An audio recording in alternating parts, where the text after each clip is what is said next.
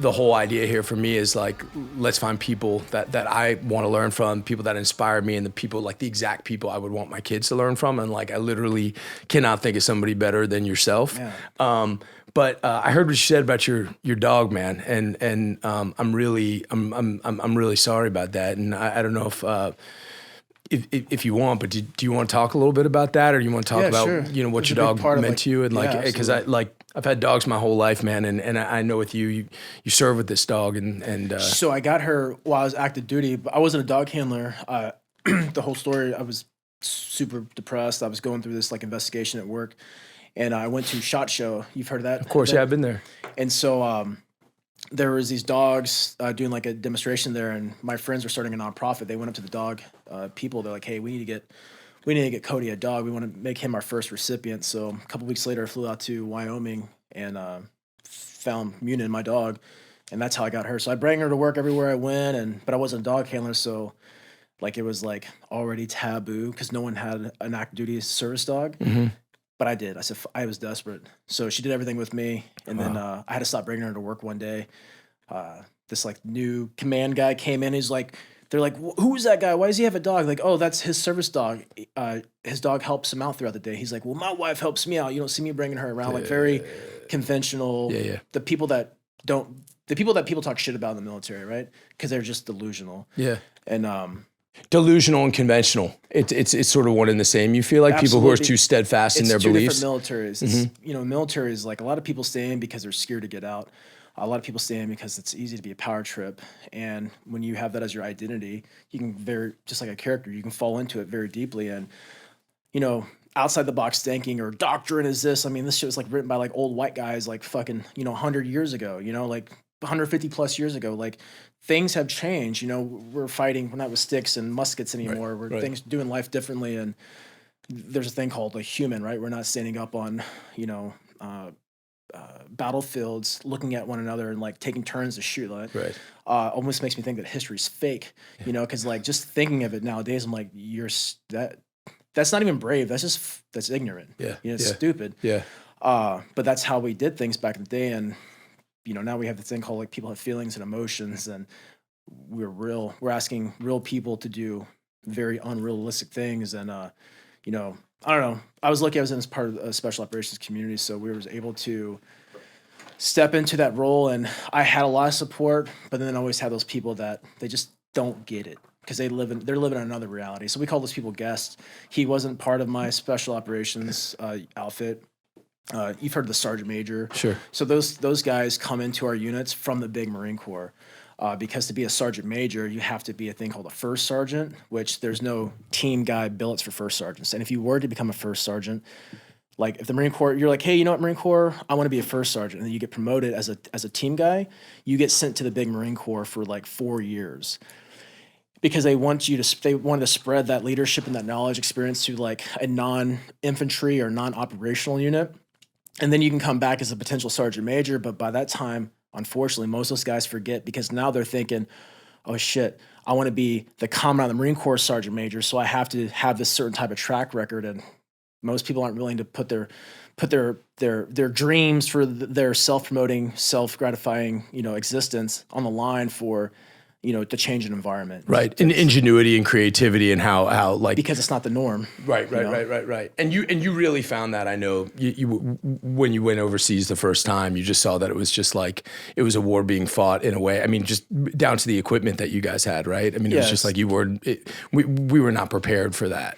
Yeah. And especially like my first deployment, they gave us like, we didn't have tourniquets, and we had this thing called quick clot. Before they had like the combat guys that had the quick clot, you like pour it into the wound and like basically like coagulate the blood, and like it would like sear it and like stop the bleeding. Essentially, so the live pressure. And but they told us never to use it. And so like no one knew how to use this shit, but like guys are getting like shot the fuck every day. Yeah. And like you're just like you're like relying on a corpsman to come save the day, to save your friends. But as I progressed, they started to like, oh, now everyone's gonna get trained in this. And special operations, you do all sorts of different advanced training, medical training, even down to like live tissue type of stuff. And you're now a force multiplier yourself. You can now sustain life for the most part. Stop bleeding, basic life saving stuff, which 10 years ago, that was like an unheard of thing. So 10 years ago, corpsmen also had like pistols, Right. that was Right. because they're not a fighter, they're not a combatant. Yeah. And then that changed very quickly when combat outranked your desire to be a position. Yeah. Yeah. So I just want you to know, man, how much I appreciate you doing this, man, and how big of an honor it is for me. And I want you to know this conversation can be whatever the fuck you want it to be. You got anything for me, throw it out. There's no good and bad here. So I just want to start out with just like pure fucking gratitude, man. I just want to throw that your way. thanks, man. I really appreciate that. Of course. One thing I'm like dumbfounded with, and I'm like sitting here listening to you, and I'm also like getting emotional. I'm like, everyone in this room is gonna be dead one day, and people are so scared to like share an ounce of themselves. And I kind of feel like, it's my duty, this internal calling. I don't know why, I have my demons. I have my things I'm a turd at, I don't walk perfect, but I just feel so called just to share. And like, you're being pissed today, good. Share the world that you're pissed today. Like you don't know what the fuck you're going on. You're scared. Share it to the world. And everyone's in the world I live in. What I see is everyone's always trying to put this like perfect thing out there. And like, I'm like, what does perfect mean? Fuck perfect. We're not it. I'm not it. And when I try to do it, I realize that I'm so further against who I am. Totally, yeah. And when I try to like fall into like someone else's teaching or program, I'm like, I have this burning desire to like break away, not because I'm a rebel. I am in my own way, but it's just like I know the way, and the way is just to let fucking go. And no matter how many times I try to prepare, like my very first speaking engagement, talking to Josh, he's like, he told me, hey, what'd you learn? Or he's like, what you thought it was, what you really found out it to be, and what you took away from it. I'm like, oh, that's a great structure. So I started writing this shit down, and I could not remember. I have TBIs like a motherfucker, but like I could not remember to save my life. And I'm like, fuck. Because if I have one opportunity to impact just one person so they don't kill themselves, or they invest themselves in some capacity, like that's my duty to like perform under pressure. That's what a professional does. And but I'm like, I could not remember this thing. So, I go on the stage with no plan, like none. Yeah. And just I'm gifted in a way, But I think everyone's gifted if they just let go and they just. But isn't that it? I mean, like executed. that is your mission, right? Your mission is if I can only just fucking influence one person. Yeah. Like that's noble. There's something noble about that. Like that's a beginning. Like I often think like just take one sort of inherent truth, like take that step, whether it's walking in a stage, like I'm not going to sit here and act like I know at all what it's like to walk into combat, but I imagine it's the same thing, whether it's the person next to you, whether it's some sort of core belief, whether it's just like, hey, I'm just going to fucking try to stay alive, like whatever that is, just like take that first step and that core belief and go at it with everything you have. Fear is fear. Overcoming is overcoming. And that's what I was trying to relate to people is like, they're like, oh, especially men in the military. Now, I'm getting in the law enforcement world that they're so insecure. They wear this mask, this persona. And I get it. I've done the same thing, but they don't even see themselves. And they don't work in environments where they're fostered with like, hey, dude, you doing okay? Or, hey, you're kicking ass, bro. I just want to say thank you. Because attaboys don't exist in like the alpha savage environment. Yeah. And but a lot of these people think they haven't done enough. And I asked them, like, what is enough? I literally had a guy at my first speaking engagement, 1,500 people there. I'm getting mic'd up, and he's like, hey, man, thanks for what you do, bro. He's like, I haven't done everything that you've done. You haven't done that much. I'm like, bro, what are you doing here? He's like, oh, I run this, like, if you've been wounded as a law enforcement officer, he's got like this like nonprofit set up. He's like, yeah, I was shot 7 times with an AR, with an AR or an AK or some shit like that. I'm just like, you were shot 7 fucking times, bro, and you don't think you've done enough? Yeah. Like, what is enough? Yeah. Yeah. This other guy came up to me, he's like, Cody, I haven't done anything crazy like you. He's like, but I know my wife, she DM'd me, his wife DM'd me, sent me a picture, he had her sent, because it was at his house, picture of like a bullet in his fucking skull. I'm like, what is not enough? And so take the war or combat or crazy shit out of it, and just how many people don't feel like they're enough, and just, I'm a good mom, I'm a good dad, I'm a fucking good dog owner. Like, it's just like, why do we live in this like hell? But people are like, I'm gonna go to heaven one day. I'm like, bitch, you're in hell right now. There is no heaven because you can't even see where that you're living in this opportunity to be Why do you present. think people do that? Because they don't feel worthy. People are great at self-sabotaging. It's a self-fulfilling prophecy, It's like, it's, what makes a successful person successful? I don't fucking know, because I've talked to a shit ton of them. They're so empty inside, So what is the key? What's the root? What is everyone looking for? And I think they're looking for themselves. And, I think there's this like power. I've also realized this, and I've been stepping into this power myself more like, fuck it, dude. Just like my hat, fuck them, do you. Like, I can have my own belief. I can have my own philosophy, my own ideology. Like there's all these different religions and cults and gangs and cliques and social clubs, like because they have a philosophy and an ideology. So why can't I have mine? And mine is this like this journey, this undeniable calling you have inside to like just become more. And whether phase of life you're in, you know what your become more is. Like you might have this, like, I want these external materialistic things or this, I want to be this personally for myself one day, but you know what that battle is inside. And the true test of a man or woman is like, can you address that and face that? And that's where I've been finding myself in the past like 3 to 4 years. And it's fucking the hardest thing I've ever done. Yeah. Cause it's like, God, consciousness, whatever, those thoughts that come to your mind, you're like, how does it know? Yeah, It knows. Yeah. Because when you find the truth, it's loud as fuck, right? Yeah, because and it's like, okay, it's easy to like be badass, outside of you, but to be badass inside, literally what the shirt is. If you want peace, prepare for war. Like you want the dream life, whatever these external things are of you, but you got to do the work on the inside. Because I've had so many clients that I've worked with, or just people I interacted with, that they have all this shit on the outside world, but they're so empty inside because they're all looking for fulfillment. Mm. They're like, I've accomplished all these things. What's next? And I know that feeling. I left the military, the pinnacle of everything. And I was so like lost and scared and hurt. If you had a gun to my head, said, you got to figure out what you're going to do, I'd be fucking dead. Mm. So I know what it's like to accomplish a lot of things and be a high performer. And then feel just like, why am I even here? Like, what's the purpose of this suffering that I'm doing? I've already done everything I'm supposed to do. But to me, that's when like your journey truly starts. I have this like belief that like, you're not supposed to see the path, each you create the path, each step, and whatever path you're on is the one that you're supposed to be on. Mm. They're not all pretty. Yeah. Sometimes it leads to the places full of regret, remorse, fear, unknown, death even. But that's the power of this thing called like free will. You can truly choose the path that you want to take. That's right. And once you do that enough, you're like, damn, this sucks. When you get tired of hitting that same wall, you're like, maybe I change it up. And that's when the fun kind of like becomes, because I was on a very downward trajectory internally. I was very self-destructive, and I was self-destructing a lot of people around me. So really, really changing that whole perspective of, I don't know, man, you're going to fucking die. What do you want to do? Yeah. Because I never really believed it. Can you just kind of like walk me through like your sort of desire to join the military, what you thought that was, and kind of like your decision to be a Marine, and then sort of how the reality of combat set in and what that meant to you and what that reality was? Yeah. So I originally wanted to be an Army Ranger. Mm-hmm. It was like the first poster I saw at like this like daycare that I was at. Yeah. It was a cool guy poster, man. I was just like, oh, this thing is sick.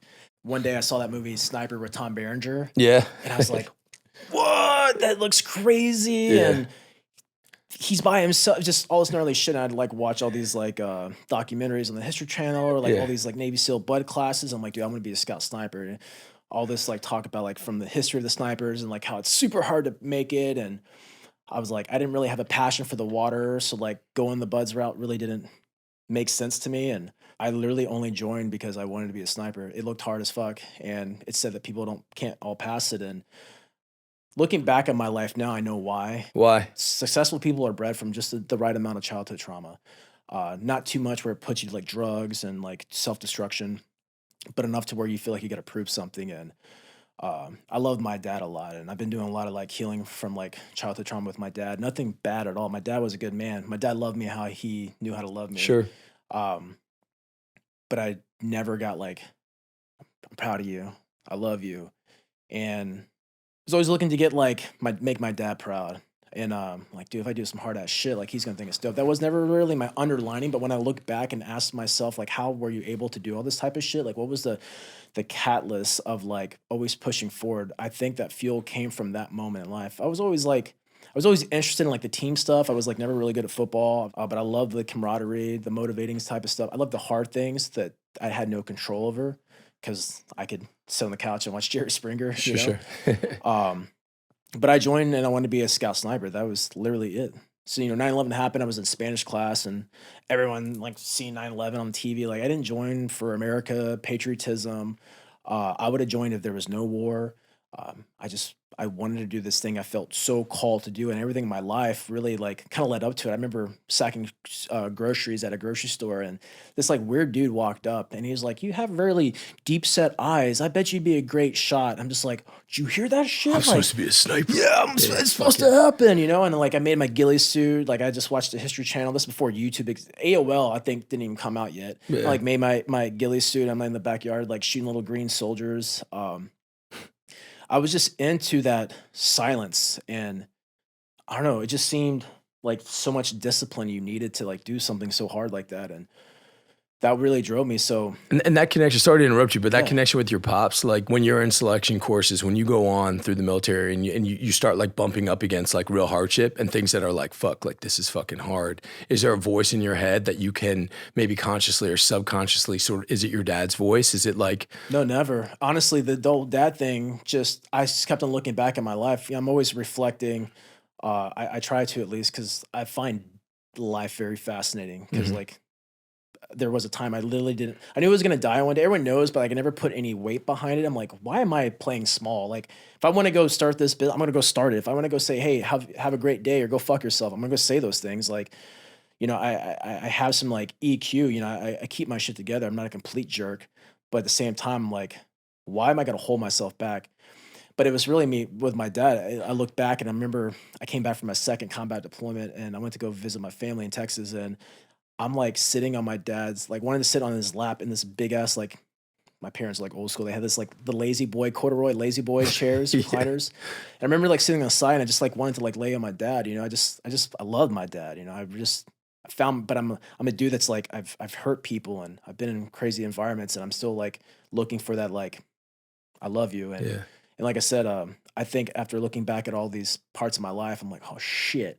You know, I think I just wanted my dad, his love. And then it also came part of the healing process of like remembering that the dude loved me the best way he could. He That's right. never abused me, That's never right. said I was a piece of That's shit. right. He never not encouraged That's me. right. And that was healing also. That's right. I don't even know, you know, you hear about childhood trauma, you're like, what the fuck is childhood trauma? But you don't need anything crazy, just like PTSD or depression. You don't have to go to war for that shit. You don't have to be raped or beat up. You just have to have something happen that change the trajectory of your life. And it could be big or small. And but that was it. Yeah, there was really no voice other than just like I just could not. I had this voice of like I got to do more. I want to be better. So boot camp was like super chill, easy. It was like means to an end. So I like it was like a movie. You know, I watched everything I could, not to like game the game, but like to why wouldn't I? Mhm.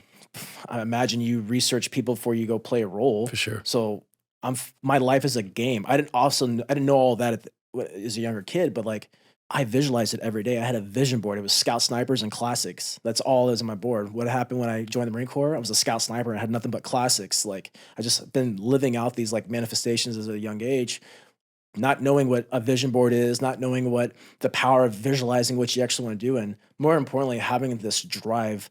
That's why life is kind of challenging now, other than like wanting just to help people start living. Because that was a very powerful thing at a young kid at a young Yeah. age. Like, dude, this is all I think about. I told Specific all goals. my friends, Yeah. like most people won't even tell their people that they want to start a business because they're worried about being judged. I don't give a fuck. We're eating fries with mustard in the lunch break. I'm like, dude, I'm gonna be a scout sniper. They're like, Yeah.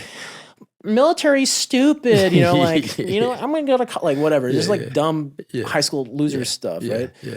Um, yeah, so joining the military it was exciting. It's all I wanted to do, you know. You know, I know, you know, eventually you wound up in Fallujah but can you just talk about sort of, you know, like the realities of war and what was sort of your first kind of experiences with combat and how did that kind of fare up to what your expectations versus the reality? Man, I was excited to go do my job. I was on a sniper team. I was excited to go perform my duties outside of Camp Pendleton, California. Yeah. You know, I remember before we actually, but the reality of war was that, oh, look, I'm on a base. We have shitty food. Perfect. We have water that's rationed already. This is great. And then like the first like 72 hours there, like a couple of my leadership and my team get like hit by a grenade. They're doing like a left seat, right seat, like with the outgoing army unit. And I'm like, oh shit. You know, I've never seen anyone injured, you know, other than like just basic training stuff. And I'm like, these guys got hit with a fucking grenade. I'm like, holy shit, that's real. And then And what's that feeling, man? Like, what's that? Is it? It's like you're there, but there's like this thing like with brotherhood and sisterhood, right? Like it's like a shared weight. So you're not holding the whole burden of fear alone because you know everyone inside has got like, fuck, they have that feeling. I can only imagine. I mean, I can tell you every time I've ever suited up to go out the door, um, it's not taken lightly. You know, no one's taking it lightly. No one's joking. And if there's any joking leading up to it, you know that there's that pause before you exit, and you're becoming someone different. You have to. And so, you know, the reality of war for me, the how it kind of came about was I had to we all had to like write a death letter. And I was like, fuck. I'm like, a death letter. This dude comes in, is like, hey, you guys got to write these letters. I'm like, okay. And so I kind of like gaff it off because like I don't know what to say. I write some shitty letter to my mom and dad, and I write one to my girlfriend at the time, and meaningful, but I'm 18. I don't know what meaningful is. Right. I have no idea like what reality is out there for me. And you know, that day in particular, my very first deployment, you know, it was a new frontier for me. I remember we pulled outside the city of Fallujah. We loaded up at like 3 o'clock maybe 3, 4 o'clock in the morning, super dark outside, and people are smoking. You see red lights, and we get in this back of the 7 tons, and it's just loud and just smells like diesel fuel everywhere. But it's quiet as shit. Yeah. And we leave the base, and they called it a clover leaf. It was this like highway system right outside Fallujah. It was just down the road, maybe like 8 to 10 minutes. And so you're bumpy ride, getting there, still quiet as shit. And they tell us to get out the trucks, and it's super dark, super quiet, but we had these like street lights above us. And a couple of guys like start shooting out these lights. It's not like the movies. Like it took a few shots for these things to happen, and I think a couple of shots probably missed. Yeah. But it was like my first gunshots ever heard, like In outside theater. the wire, Yeah. not on a range. And so that was a little height and level, and it's just so quiet. And what's even crazier, Fallujah specifically, they were dropping flyers from the sky like days and weeks prior, talking about, hey, you have X amount of days to get out of the city. If you're left here, you'll be viewed as a combatant. Hey, there's a curfew. Like there was a lot of preparatory work that went into this, a lot of psyops. And how did you think you were going to be received? Like I mean, so what's odd was that our training for this particular deployment back at home was called SAS. It was like security and stability operations. And so we're like doing checkpoints, basically like martial law type of stuff. And like you were being sent to like police the area, Yeah. and basically you thought you would be like kind of welcomed. I don't know about welcome, but we Yeah. were there to like police the area, and that definitely was like not. That was the mindset for the training back at home. That's what our unit was doing. That wasn't the reality we faced out there. I mean, the Army guys were just getting hammered the whole time they were out there. No one knew what to expect. It's like the whole like Mogadishu thing. No one really knew the hornet storm that was about to be stirred up. Yeah. And I remember us pushing into the city, and being the snipers, we led everyone. We always kind of like the forward observers type of stuff. And I remember seeing we had these Mercedes IFABs, these like small little Mercedes Jeeps that our weapons guys had like machine guns and like Mark 19s, like grenade launchers in the back. And I saw one of those get hit with a fucking rocket. I was like, holy shit. Like it's just silent still. Even though that's so loud, it's still silent. It's just it was like eerie. You're like, a couple shots, nothing happens. I mean, something blows up, people get hurt, and you're like, fuck, that's intense. But you're kind of like in the zone, so you just keep on going. And that kind of repeats itself until you're faced with conflict where you can't just keep on going anymore, right? So like a lot of things were still kind of like harassing at this point in time in the day. But it was like, holy shit, I just saw something blow up. I just saw some dudes get fucked up. Like, oh, fuck. And next thing you know, I'm told like, hey, we're patrolling down here. We're hitting this next house, and we're going to go set up an overwatch position. And I'm the point man. So I'm like super excited, but it's also like super intense, and it's a very urban environment, which we didn't do a lot of urban training. And fighting in the urban world is there's urban movement is very scary.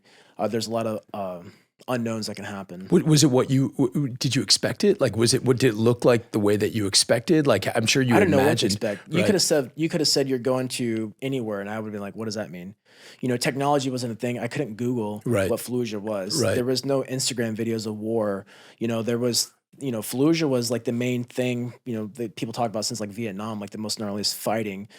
OIF1, which I was not a part of. I think I was still in high school when that happened. 2001. I graduated 2003. According to some of the guys that were there, it was crazy. There was death, there was destruction, but it was different. It was not as insane. And I had no idea what that meant, right? Because I had no comparable. Fallujah was fucking insane. It was like, out of all my deployments, it was still by far the craziest, scariest one I've ever done in my life. Absolutely fucking terrifying. And which is cool in a way, I guess. I survived that shit, and I'm able to like articulate it and hopefully empower people with that type of background and credibility, I guess, to like help people like, yeah, better yourself and shit. But at the time, I'm fucking 18. I'm not thinking about tomorrow. I'm worried about today. And I remember that my day one in the city was March 26th, and we hit this building. We set up an overwatch position on the second floor. Our job was to basically set up an overwatch position, report back anything we saw, and then the other squads were going to start pushing forward, and we're just clearing like a big line through the city. And my Raider operator and I set up next to this window, and my team leader, my assistant team leader, they're both school trained scout snipers, so they had a bolt gun and a pistol. So we clear this big house. We go upstairs to set up. We're like super sneaky and squirrely. And I'm holding security on the door. That's what a point man does. And I was used to that because I've done this a few times now in this daytime, and I just wanted to get in the fight. I wanted to participate and like do my job, but I have a very important job, making sure people don't come up behind us and like murder us.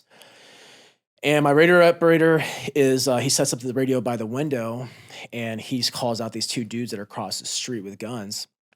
And so I come to the window, and this is like when all hell breaks out. We just started getting like pelted into our room, machine gun rifles. And now I'm in a gunfight. It's very loud. I'm in an urban building that's very hollow. It's under construction. So every shot is like reverberating through the house. You have no hearing protection. So like it's potently loud. My heart's racing, and it's very violent at this point, to the point where like my assistant team leader, my team leader, they're in the prone on the floor because they can't engage. They have a fucking sniper rifle, and they're fighting a machine gun, and we're already like vectored into this like one little opening in a window. And so Ben was his name, or is his name. He was on the right side of the window. I was on the left side of the window, and we're basically taking turns shooting with our M4 or M16s. And I shoot, Ben shoots. I'm like, I go to reload, and I reload my gun. And we're fighting these guys probably like 25 yards away across the street. I call it like a Pep Boys building. There's like a bunch of mufflers and a couple like old rusted cars on top. It looked like it was like a Pep Boys in Iraq. And I reload, and as soon as I come across that window, pop back out, I just lights out. I hear this like loud, like, this like life like leave my body. And I had this out of body experience during a gunfight, and I didn't really know what that was, but I could just remember seeing. I thought I was dead, and I could see my body. I could see the gunfight. I don't know if you ever played a video game where like you see like the glitch and you can see like through the walls or in the rooftop. That's what I was seeing. I see the fighting across the street. I could see my house. I could see my body. I could see my team. I could see the stairwell leading up to the room. I could see the smoke billowing. I could see all this shit. And then I was like, "Fuck, my life is over." I'm thinking this, and then I literally get sucked back into this light, and I come back into my body, and I come back to like convulsing and shit. And my assistant team leader, he's like kicking me on the ground. He's in the prone. He's like, "Dude, I thought you were fucking dead." And I like came to like crying and laughing, like, "What the fuck just happened?" They're like, "Dude, we thought you were dead. We didn't see any blood." And I'm like, "Fuck." And I don't know what's really going on at this point. I literally thought I was just dead. My head hurts like a motherfucker. And they're like, "Dude, you got to get on the radio and call." Well, my body dropped next to the radio. So I'm like scurried next, a couple feet ish to this radio, and I start my radio transmission, and it's like, it's bad. It's bad. Like in between like transmissions, we say the word break. Break, yeah. So I'm still talking, so you don't step on me, because we're all using the same channel. I'm like, War, I think it was like Warhammer or Gunsmoke break. This is break. Grim Reaper break. Like I'm like, everything is a break, and we're getting nobody. And we try this for like what seems like an eternity. And we're like, my team leader's like, "We gotta get the fuck out of here." So we break down our position. We're still getting shot at. It's now sporadic now because they don't have an exact target. They're just shooting our building. We're still getting some rounds through a window. And our biggest concern now is that they're going to come collect their kill. And so they don't know I'm dead, but they've been shooting this window, right? We're not shooting back anymore at this point. So we're kind of just like building out what the future scenario would look like. We can't stay here. People know where we're at. So we get downstairs, and I remember we set up a radio in like this bathroom. We're trying to get another transmission, and I'm holding security. Like the main entrance room is over here. I'm in this bathroom. My team leader, assistant team leader, in this room back here, and I could see this window, and it's elevated because the building is higher than the surface level.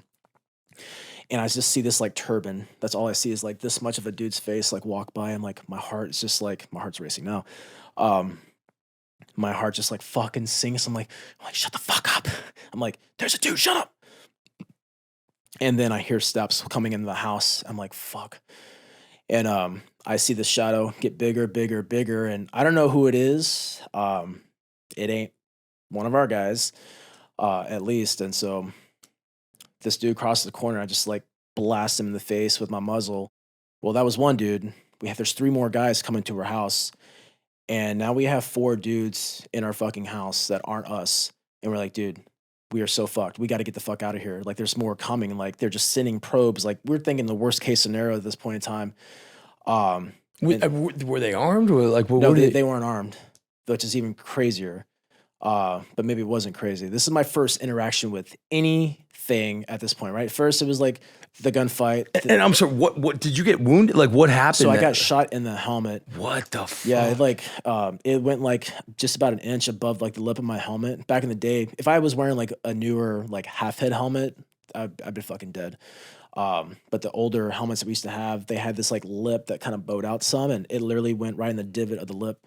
Dude. Yeah, it was crazy. Like my goggles, I had goggles on my shit because that's what you do, right? You put goggles on your helmet and they're like dangling. My NVG mount's like all fucking shot up and it's just dangling right here. And it was crazy. So I'm going through all that. I'm very dizzy. I'm very nauseous. And now we have like fucking dudes. Like my adrenaline's just through the roof. Everyone's adrenaline's through the roof.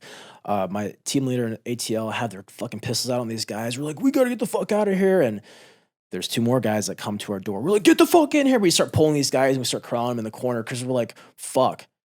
Now we're outnumbered. If they do anything stupid, like, and we hesitate, we're all dead. What do these guys have? I didn't know what a suicide vest was back then. I didn't even know what an IED was back then. Wow. They didn't really exist. Wow. So those thoughts weren't really in my head. So we finally my team leader's like, hey, we got to get out of here. So we make a call. We try to like hijack a car down the road, like just a random civilian car that was driving. And that didn't really work out for us. I thought it would be super cool and epic. We like take a car and we go back to friendly lines. That was the worst idea we had. Because we had to expose ourselves to the middle of the street. We don't even know where these shitheads are at. We just got in a gunfight with. And we're like, fuck it. We just started like beat feeding back to where we think friendly lines are at. And we ended up running into a Marine squad that was there. And they were like, hey, you guys good? We're like, oh, dude, he just got fucking shot in the helmet. And we're getting fucking shot over here. Like, yeah. We came up and we heard some fucking shooting. So we just started blasting both fucking buildings. And I'm like, what? I'm like, okay. But I didn't really think about it. So I go to the corpsman. I'm like, hey, dude, like I'm fucked up, bro. I have this gnarly headache. I just got shot in the helmet. Like, and I'm like crying still, laughing. And you're like the cool guy. And there's another guy that got shot through and through with his ass cheeks. And so like, we're like the 2 cool guys right now. And they're like, oh, you guys okay? We're like, retarded. And I get a cigarette and a Motrin. Like it's the stigma is real, right? Like a cigarette and a Motrin. And I'm like, I'm still fucked up. And I'm not even putting 2 and 2 together. And Delta was doing a raid down the street. And they wanted outside security, outer cordon security. So we got like the marching orders to like march down there. And I go to my assistant team leader. I'm like, his name is Brian. I'm like, Brian, I'm fucked up, dude. He's like, pick up your fucking rifle. I'm like, fuck, dude, it's hard as shit, hard as nails, right? I'm like dragging my gun. I'm like holding it without a pistol grip. I'm just fucking dragging. Like I am doing my damnedest to stay afloat right now. And he's like, pick up your fucking rifle. I'm like, shit. So I pick it up. I like do this like monkey waddle. And we got to the train tracks. That's where we're setting up our sniper position at. And they had it. I didn't. I passed out there. And the raid happens. I come to. And my captain comes up, he was like a lieutenant at the time, actually, my platoon commander for the sniper platoon. He's like, hey, we're going to send you back home. We're going to send you back to base to get checked out. I'm like, no, I want to stay here. He's like, hey, we're leaving in the morning. I'm like, no, fuck that. I'm going to stay here. You're just telling me that shit. He's like, dude, all we're doing is setting up a mortar position tonight, and then everyone's leaving in the morning. You have my word. And I'm like, okay. So I go back and I get checked out. That really meant just like it got documented. And sure as shit, the next morning, all of our friendly forces came back to base, and we realized that there was no plan. There was really no game plan. People didn't really understand what was going to happen. There was no phase lines. I mean, we were being told to like cease fire with certain machine guns because the various calibers were like going through the city and hitting adjacent units. And that's when like the rumor mill came to like how I got shot in the helmet. And they're like, hey, what if that squad fucking shot you? I'm like, that like really like fucked me up too. I'm like, God damn, dude, like I could have got killed by my own people. And not everyone has a radio back then. Being a sniper team, we were very blessed. We had ACOGs, so we had optics, we had radios for everybody, we had night vision for everybody. But the infantry, the grunt squads, they didn't have that shit. Like maybe like 3 people out of like 12 or 13 had an asset like that. Looking back now, and knowing the combat missions I've done later on in life, the gear and equipment that I had, to go back to that environment, like, damn, dog, we did some crazy, scary shit with not a lot of stuff. Fighting the urban war without like lasers and lights and night vision, it's fucking terrifying, you know, because you have no advantage. And so that really set the tone for that deployment for me. I'm like, damn, dude, I got 7 months left of this shit, and I already like faced like this like big, like I could have died. And it definitely like terrified me a bit, but at the same time, it was like, it's exciting still, because like you can be scared all you want to, you ain't going nowhere. Right. So might as well like embrace it. And yeah, that was a good tone for the deployment. And looking back now, just I think how lucky I am that even happened. Just to even have that story alone helped forge and shape me who I am. You know, decade and a half later, that would bring me to my knees. But I never would have got to where I'm at today if it wasn't for, you know, that particular day that kind of set everything up for me. But yeah, Fallujah was a beast. Actually, 30 days after that day, April 26th, we were, at this point in time, we're inside the city of Fallujah. We stopped doing like these clearing operations, and the new marching orders was that we're going to become the Anvil. So the company I was supporting was Echo Company, 2nd Battalion, 1st Marines. And it was our job. Basically, all the other units around Fallujah, their whole purpose was to send fighters towards us. And they do that by basically like pinching them and compressing them and making them like egress. And they come to us and we do what we have to do. And so we were the main effort for our battalion. So all the other companies in our battalion were also doing the same thing, pushing guys towards us. They were setting up strong arms, blocking positions, and basically funneling fighters towards where we're at.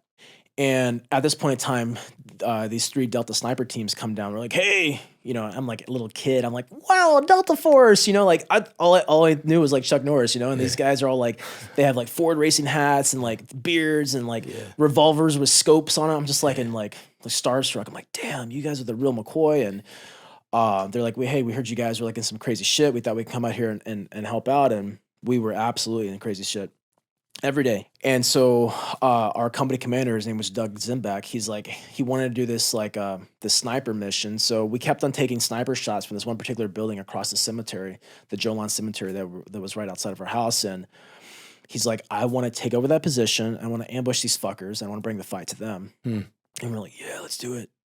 So we create this mission. We leave early in the morning. The Salters like blow a rocket through one of the ancient walls, and we go through it.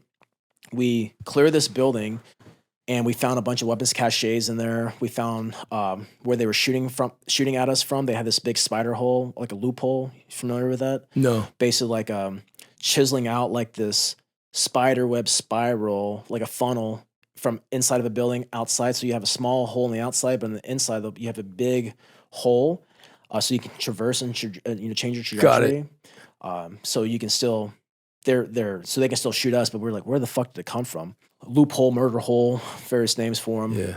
bunch of ammo, bunch of weapons, and we're like, damn, this is definitely the house. So like that intel was good, right? Visually good. And so my sniper team sets on the rooftop, machine gunner set up on the rooftop, and we're knocking out our own murder holes so we can still be back from the wall and not be exposed too much. And my team leader's like, hey, it's hot as shit up here. How about you and the radio operator go downstairs and we'll come get you in like an hour. And so we're like, okay, cool. My radar operator leaves his rifle up there with their assistant team leader. I asked my team leader, hey, do you want my rifle? He's like, no, if anything happens, you're going to need it. That's probably like the best advice that dude ever said. Wow. We go down, we're like, our flax are off. We're like smoking cigarettes, just shooting the shit, talking about home and like Hot or Not was big back then. Like all these dumb things. MySpace was popping, right? Yeah. And then hell came very quickly. Our building, grenades started going off on the rooftop, and our building just started getting lit up with machine guns and RPGs and grenades. And it was very violent, very fast, like very calculated, not sporadic, very methodical. And in our particular room we were in, they had these like sleeping social rooms where there's just like walls full of mattresses, and this is the room we were in. And so RPK like just lights up our wall, our back wall, where the door is that we entered our room. So like we're like kind of like sprawled out against the wall. Grenades are flying into our room. Fuck. And the building adjacent to us was literally probably from this couch to that wall right behind you. Like it's very like you can jump into it, and that's exactly what they were doing. They were jumping to our rooftop. They were jumping into windows. They were coming to our front door. It was like an all out like overrun assault. It was crazy. No one really knew the dynamics of the severity of it because we're on like 3 different levels: rooftop, second floor, and bottom floor. How many of you were there? How many what? How many of you were there? We had a full. I think we had like 2 squads there, so 25 plus people. Yeah. And then I just remember like screaming and like yelling and all this crazy shit. And my homie Ben and I, we finally make it out of this room. It's just that quiet is back, but all hell is breaking loose. But it's so quiet. It's weird. It's such a weird feeling. But you just hear screaming. You hear support, corpsmen, get that, cover that, pick up that, and then sporadic fire from inside our house shooting out. So that's even louder because now it's inside your house, you're shooting out. And then you hear about all the, hey, we need guys on the rooftop. And at the same time, I see literally like 4 dudes come down. One's missing an arm, one's missing a leg, one's fucking peppered through his face and his body. And my assistant team leader and my team leader, my 2 snipers in the team, they come down all fucked up, fragmentation in the face and the side of their body. And I'm like, holy fuck. And it's still happening up there. People are still fighting up there. So this whole time was really based about like taking care of the wounded. We didn't have any stretchers, so we're like banging down doors and they're carrying people, and there's just a lot of fucking pain and just the stench of like death and but that silence is still there. Just this like nothing, silence of the mind. The only thing that exists is like what you're faced right now, and you don't even know if you're gonna make it out of that. But you just keep on going because you have what's your other option? And that's when I saw my first case of like fog of war and like shell shock. I saw this dude. When I came out of this room, he was a senior guy than me, and he was like on a knee, just like not fucking moving. Wow. And not 1 second do I think he was scared. Yeah. I don't think anything negative of him. I tapped him, so I'm like, hey, bro, let's go. And he didn't move right away. I ended up moving. They said they needed more support on the rooftop. And one of my best friends, he befriended me. He was a senior guy. He was a senior machine gunner. His name's Aaron Austin. He was on the rooftop working his machine gun, and he got blasted a few times in the chest. And they're like, Aaron's hit. And I'm like, fuck. And so I run up this fucking stairwell, and I'm like, dude, I'm going to fucking die. Like it was pretty terrifying. And I go up there, and I just see that he's like white as shit. And, but you can't like focus on him. There's a fight going on. So, there's another guy up there, and his name was, I think Charlie was his first name, but Gomez his last name. I think he got a silver star from the event. But yeah, like half his shoulder went away, got blasted with an AK. And the guy that I tapped on the shoulder, I'm like, hey dude, come on, let's fucking go. I saw him up on the rooftop. Actually, I'm gonna shot him in the fucking head. I was shooting, I was on a knee. We were taking contact from the minaret. So, a mosque was right there. And we weren't allowed to engage on mosque. So they used that to their advantage. So this mosque had a drop on this particular building. So now we're fighting guys from the high ground and the level playing field. Plus they're coming from the bottom floor. And I'm aiming up and shooting, and this guy literally just runs right in front of my line of sight. And thank God I had like trigger discipline. Like it was crazy, but it just happened so fucking fast. And throwing grenades back from a rooftop, like some straight movie shit. But you're in the movie now. Yeah. And we drag Aaron down, and we try to salvage as much equipment. There was a sniper rifle up there. There was a couple of bags. Our one main machine gun was all like burning. We had all of our grenades were up there, like our 40 millimeter grenades for our 203 grenade launcher. They're all fucking exploding, and ammo's popping here and there. And we try to salvage as much gear as we could. And we bring down Aaron, and we're like, we gotta get the fuck out of here. And so the platoon commander at the time, he's coordinating Cobra gunships to come in and support us. He's coordinating Abram tanks to come. The only way we made it out of that house is because the Abram tanks. They came outside. They took the brunt of the fighting.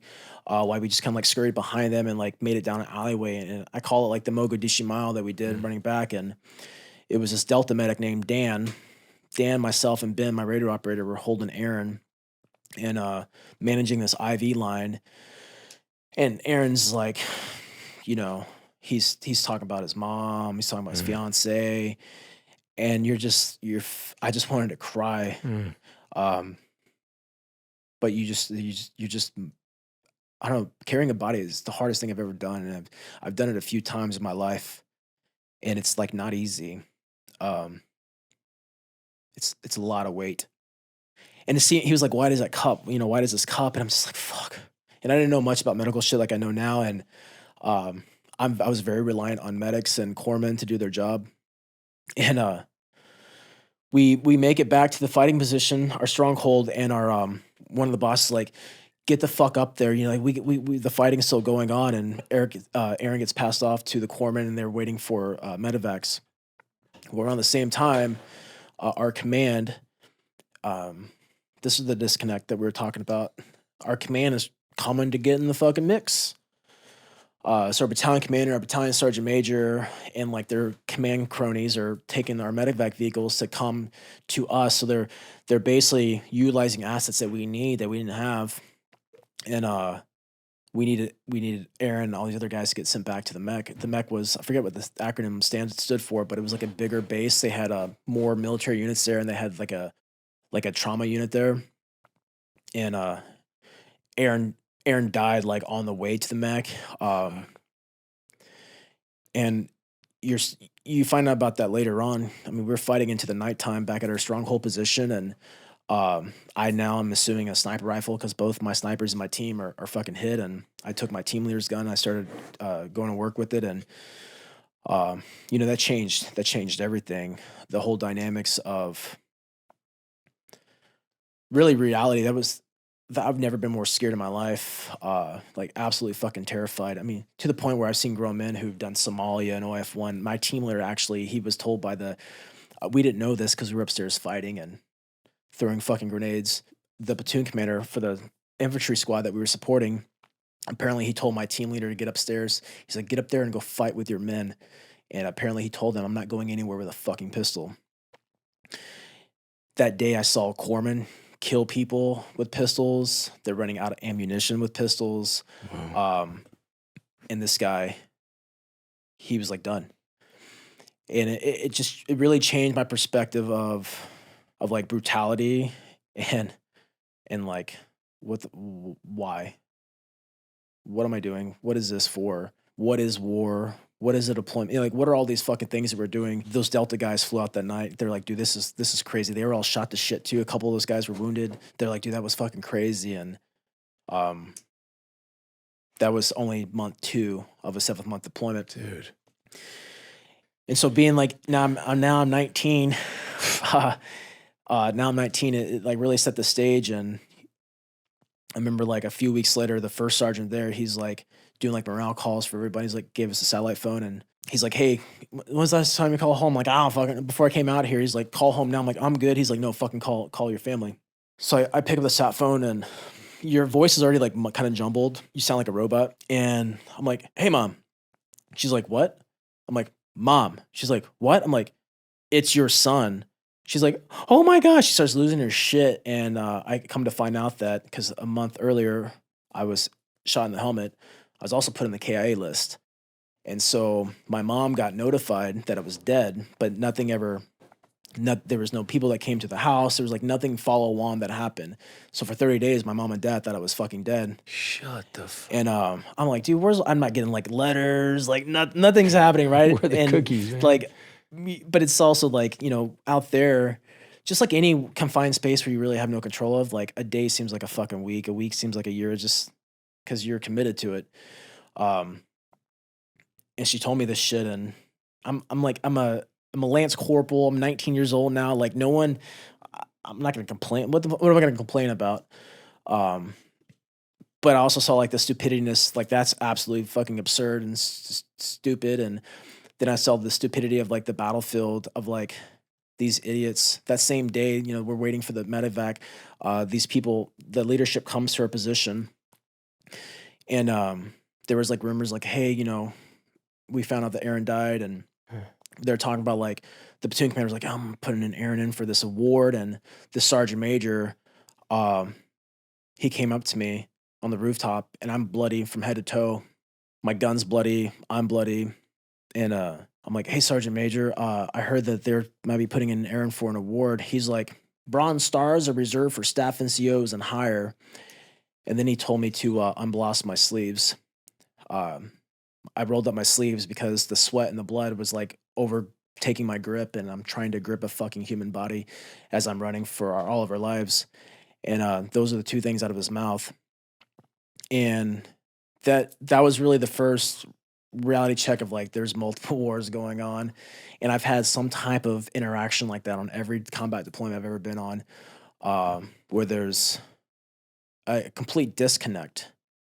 But there's that esprit de corps and that discipline and the doctrine and all these things, but that's what we say, really. A life is not worth an award because of a rank, and that's not even a policy, and the first thing out of your mouth is like, hey, Marine, are you good to go? No, it's like, unroll my sleeves. Dude. It's comical that you can go through all that type of stuff, and then they expect you to go right back to being a fucking robot and complying and subject to just idiocracy. I don't have any discontent with the military. Best thing I ever did with my life. The people, everything. But I learned so much. I learned that in any institution, there's a rank structure, you're a fucking number. Any institution where there's leadership, there's disconnect. Any institution that has doers and speakers, you're gonna have ripples.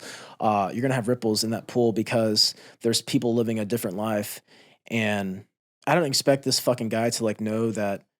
I just lost my best friend. Mhm. I didn't expect this guy to know like an ounce of like what I went through or what any of us went through, but just a little, the fucking nod, and like doesn't exist.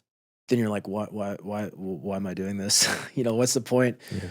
I started to have those thoughts later on in my military career, because it always seemed that when the boys go down range, they go out the wire, you're really on your own. Yeah, you might have support, but you come back home to you come back home to like your base, to your command structure, and they're not fighting the same war you're fighting. They're worried about your haircut. They're worried about why isn't your TPS report submitted on time. They don't give a fuck.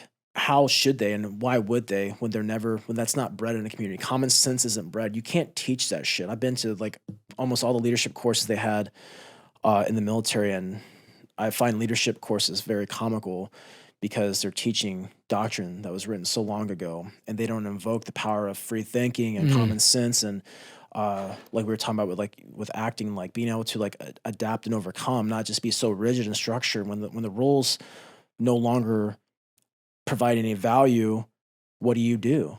You have to do something, and people just, they don't have that. It's not a common thing. I realize a lot of people give a lot of credit to the military, there's a lot of brave men and women, and they're there for multiple fucking reasons.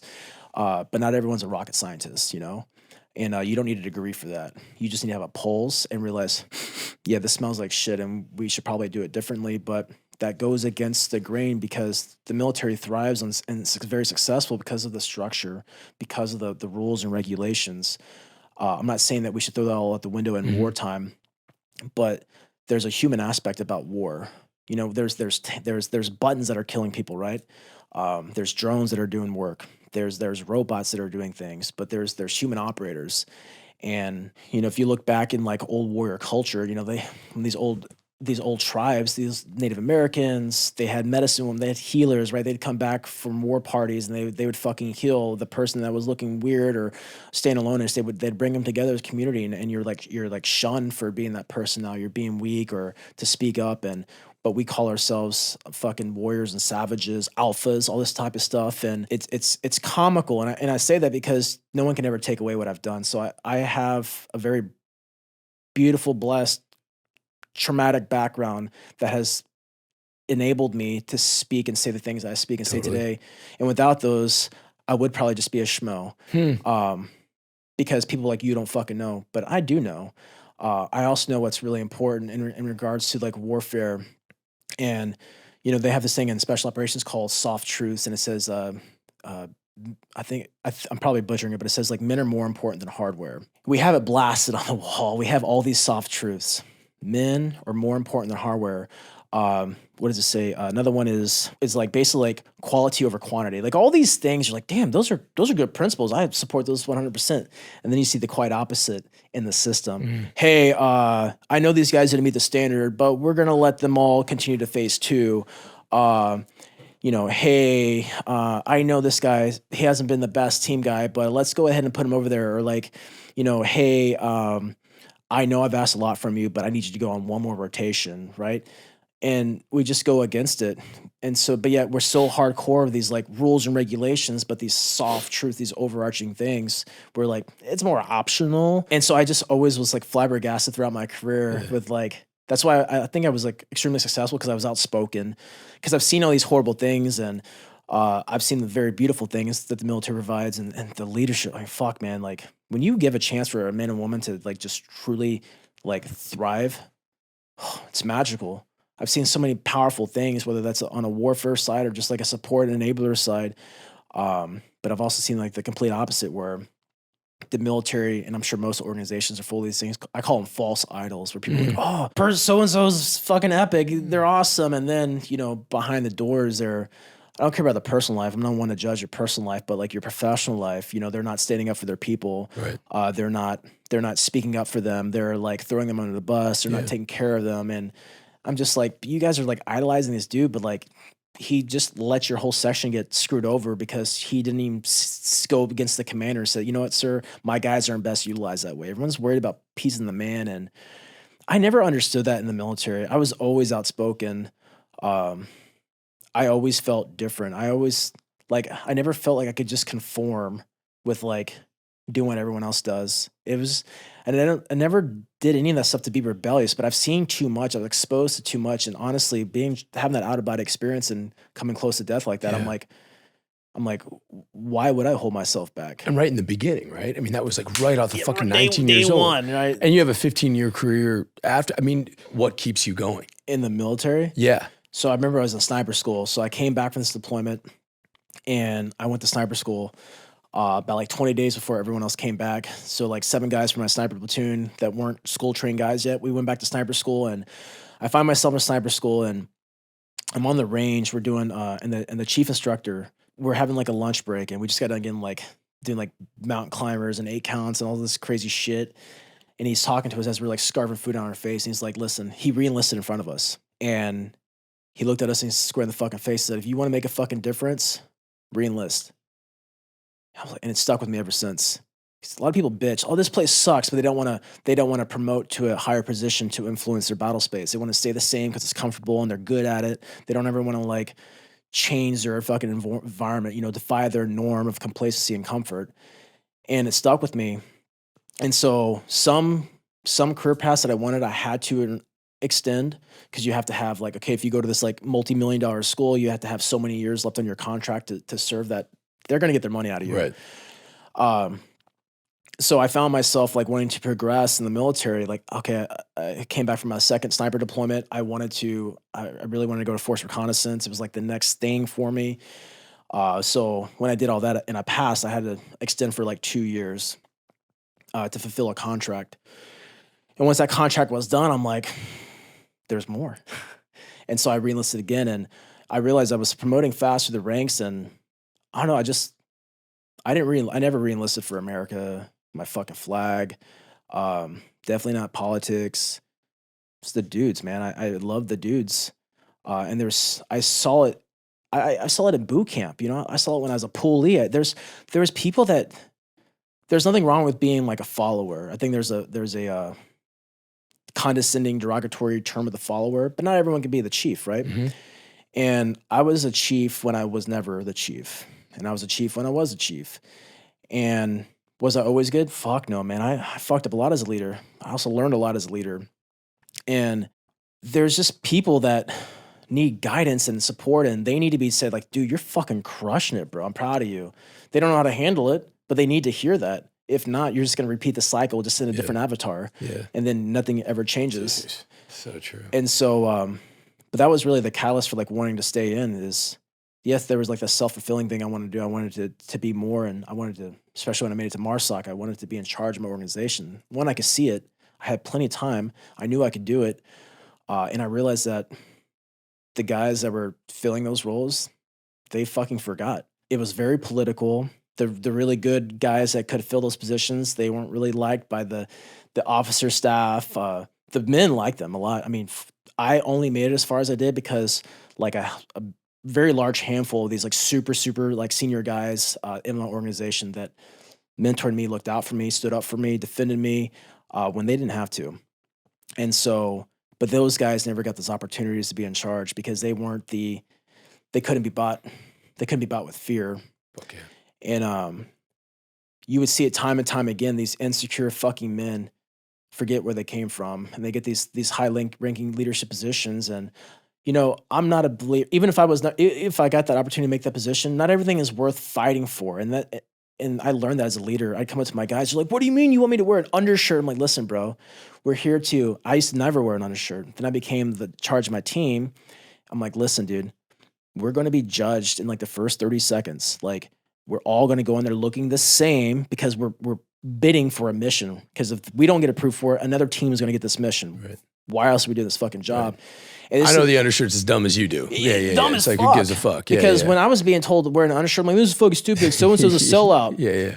And so as each rank, I realized, oh, okay, this makes sense. I also matured more. And then, you know, I was a big jack tattoo guy. I didn't look like a picture perfect Marine. So like I had to represent my team the best way I could. And these idiots cared about like how you looked, you know? And so I did my best to kind of look that part. I still was me, but I'm like, hey, we're at least going to like look kind of the same. And we're going to present ourselves in a certain way. We're going to have our gear set up. We're going to brief these fucking morons when they come here a certain way. We're going to do everything dog and pony to the next fucking dimension, because no one's going to question our caliber of professionalism and the way we can execute business.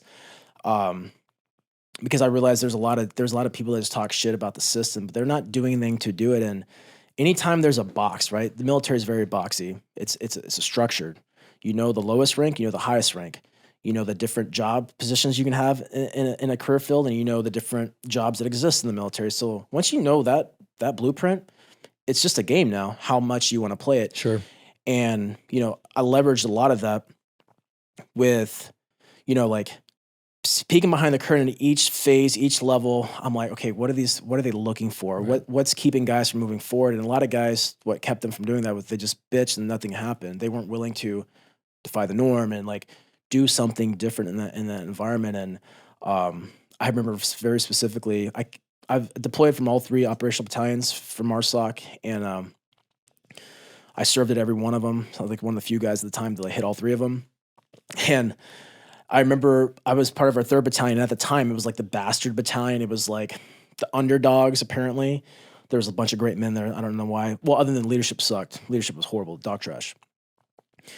And I got called back early from Africa, and I'm like, hey, you're being redirected to deploy to Afghanistan. You need to come back and get briefed, and you need to start training. So I come back, and basically I was like the sixth course of action that MARSOC approved on.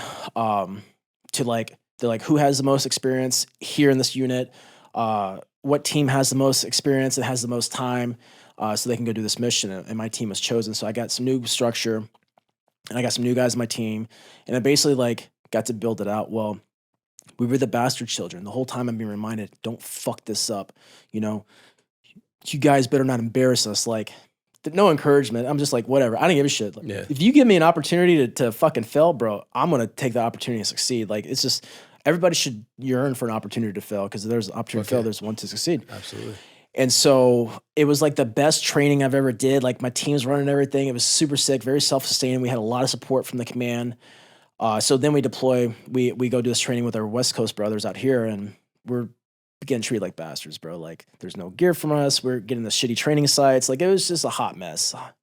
We were fucked up in a lot of regards. We didn't know how to like plan and do mission prep like they were doing.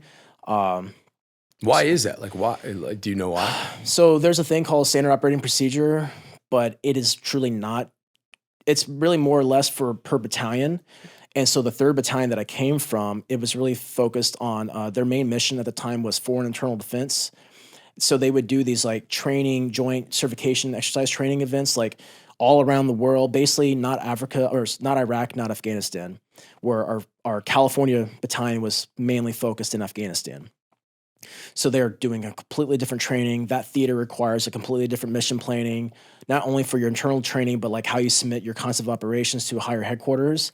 Than Africa, I'm like submitting shit to like embassies and a person in Germany. Like, it's just different. So we didn't know.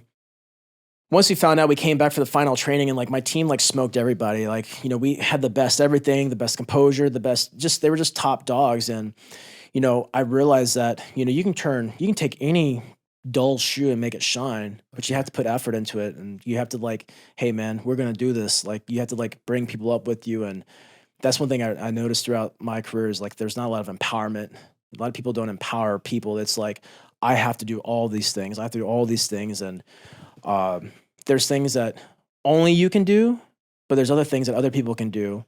And as a leader, one of the hardest things is taking a step back and doing this thing called trust.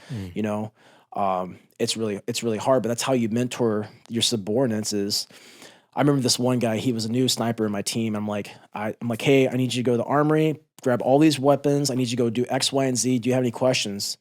And he's like, no. I'm like, do you have any questions? He's like, no. He comes back like an hour and a half later.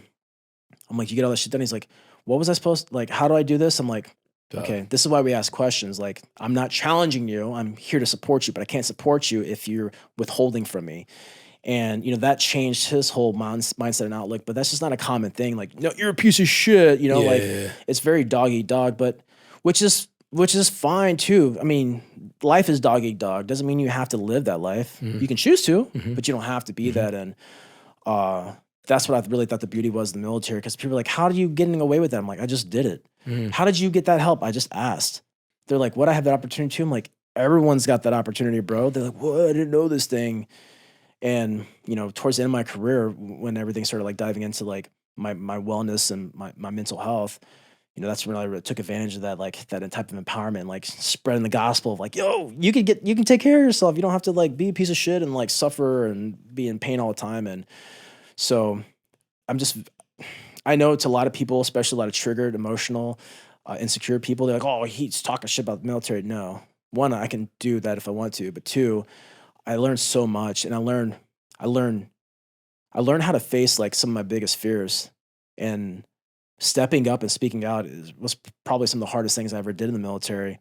And that was like asking for help and support with myself, and, you know, being an advocate for other people to do that. 'Cause that's not a common thing. I mean, there's a war side and there's a human side of that type of job. And it's crazy where you can end up at if you choose to. And none of it was planned for me. I always visioned myself being like the top dog. I always visioned myself, you know, I told myself every day, I'm like, dude, you're the biggest, strongest motherfucker in this unit. You're gonna be fucking in charge. You're the baddest motherfucker out there. Like, why would I tell myself any other different. I'm in a job that could take my life. You know, if I'm in a job that if I'm not bringing my A game, I can get someone killed. Why wouldn't I hype myself up? But I realized that a lot of guys in the job, they don't do that. A lot of guys that are really great, but they're like kind of linear. They're great at the hard, scary, traumatic shit, but they're not good with like their social life, you know, communicating with getting help or themselves. And, you know, that's really kind of like where I flourished myself into in my career. And then, you know, as a civilian now, like being a voice for the voiceless. They have the voice, they just don't know how to tap into it. Cause like if I do, what's going to happen to me, you know? And I think that falls in place. Like a lot of people, the whole like what if, the paralysis by analysis type of thing. And straight up. and it's Facing your fears, you got to admit you're afraid. I mean, it's like that first step, right? And it's like making any kind of change. You're fucking stripping shit off, and there's nothing there. You got to fill it with good stuff, right? I mean, you got to figure out something to fulfill with. I just the way that you put it, like doers and speakers, I've never really like heard that before, and that makes like a shit ton of fucking sense to me. And I think doers always respect doers, and I don't know if speakers respect. I don't know what speakers respect. You know, like I don't know. You know, aside from your own, can you give me like an example when I ask you like what is the best example of like combat leadership or military leadership or something that you've seen, like a decision making or like really being there for somebody else? What's the first thing that pops into your head? I have a lot of examples. I feel like now I'm trying to put words to it. That's a good question. That's a really good question. Or just like some person that you look at that like had a huge effect on you, something that you saw them did, no matter how big or small, how minor or major, in theater or not, like in combat or not, like just something you were like, fuck yeah, like I'll follow him anywhere, or like I believe in that. Like what's that quality? Willing to fucking throw it all away for someone else. There's ways to do business. There's a way and there's the way. A way sometimes yields results. The way gets shit done, but most people aren't willing to do the way. And a lot of my leaders growing up, they were the way. I mean, fuck, man, I fucked up so many times in the military, but I'm like, oh, I saw really great leadership. But to me, like the best synopsis of like a combat leader, war leader, just a leader in general is literally someone who is fucking selfless and like makes it about the boys. And that's not an easy thing to do, like to truly make it about them and like make sure they're taken care of, going above and beyond, like taking it to the face, how many times it takes to get them what they need. And I had a lot of examples like that I got to witness. It takes trust. It takes trust for someone to like let go of their power and to empower others with it. That's like not an easy thing to do. And I think how that's able to happen is you like see it. You see who like really cares, but who just needs that help. And that leader is anybody. That's why I try to tell people, leaders, you don't need combat. You don't need military for that shit. A leader is someone who steps up when called upon to step up. That's what a fucking leader is. And I've seen leaders happen in all forms, whether a leadership position or not. Just someone decided to do something fucking different that altered the course of someone's life or altered the outcome of a situation that was taking place. And I don't really know if I can give you like one specific, but it's a choice. Leadership is a choice, and literally anyone is capable of being a leader. So are you prepared? Are you prepared to face the consequences of being one? Sometimes that means responsibility. Sometimes that means fucking punishment. Sometimes that means banishment. Sometimes that means being an outcast. Sometimes that means being that fucking guy, you know. But why else are we doing this? We say we're about brotherhood and sisterhood, but you know, are we really about that? And the times I've seen leadership happen,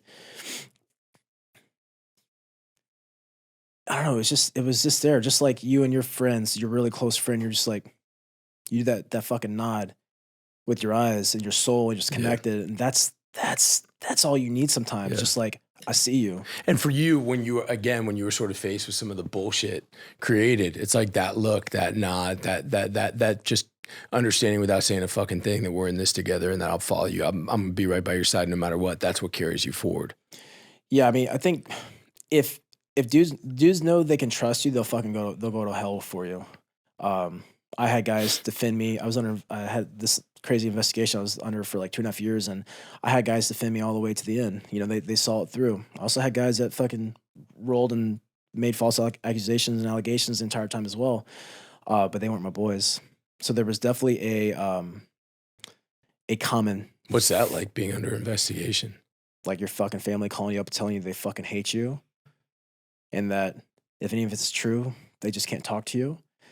I put half these off. It was in regards with an officer. I was an enlisted guy, and I put the first three courses, first three pipelines through MARSOC training, and so I trained a lot of officers, a lot of enlisted guys, and these guys that like I fucking mentored and led and worked for, and then they became my bosses, and I supported and I did what they asked and executed. Just fucking turned their backs on me. How so? Wouldn't talk to me. I'm like, dude, you believe that shit? Like, I don't know, man. Because I of don't know. this investigation? Yeah, because this investigation. Because it was against an enlisted guy and an officer, which is a very like fucking taboo thing. You know, it's like the most like, oh my God type of environment. And it was hard. You know, I was removed from my team during this investigation to let it cool off. I'm like, why the fuck am I missing out? Like, why am I getting punished for this? Like, I just had like charges and rights read to me. Like, that's it. Like, nothing else is crazy. There's like no proof, none of this evidence type of stuff happening, but it's like, it's a reoccurring thing because this other guy in question, like, he just wasn't satisfied with the outcome. So he kept on bringing it up again. And look how I look, dude. I worked in a good old boy organization where you gotta look like a little poster boy, and that wasn't me. And I was a threat.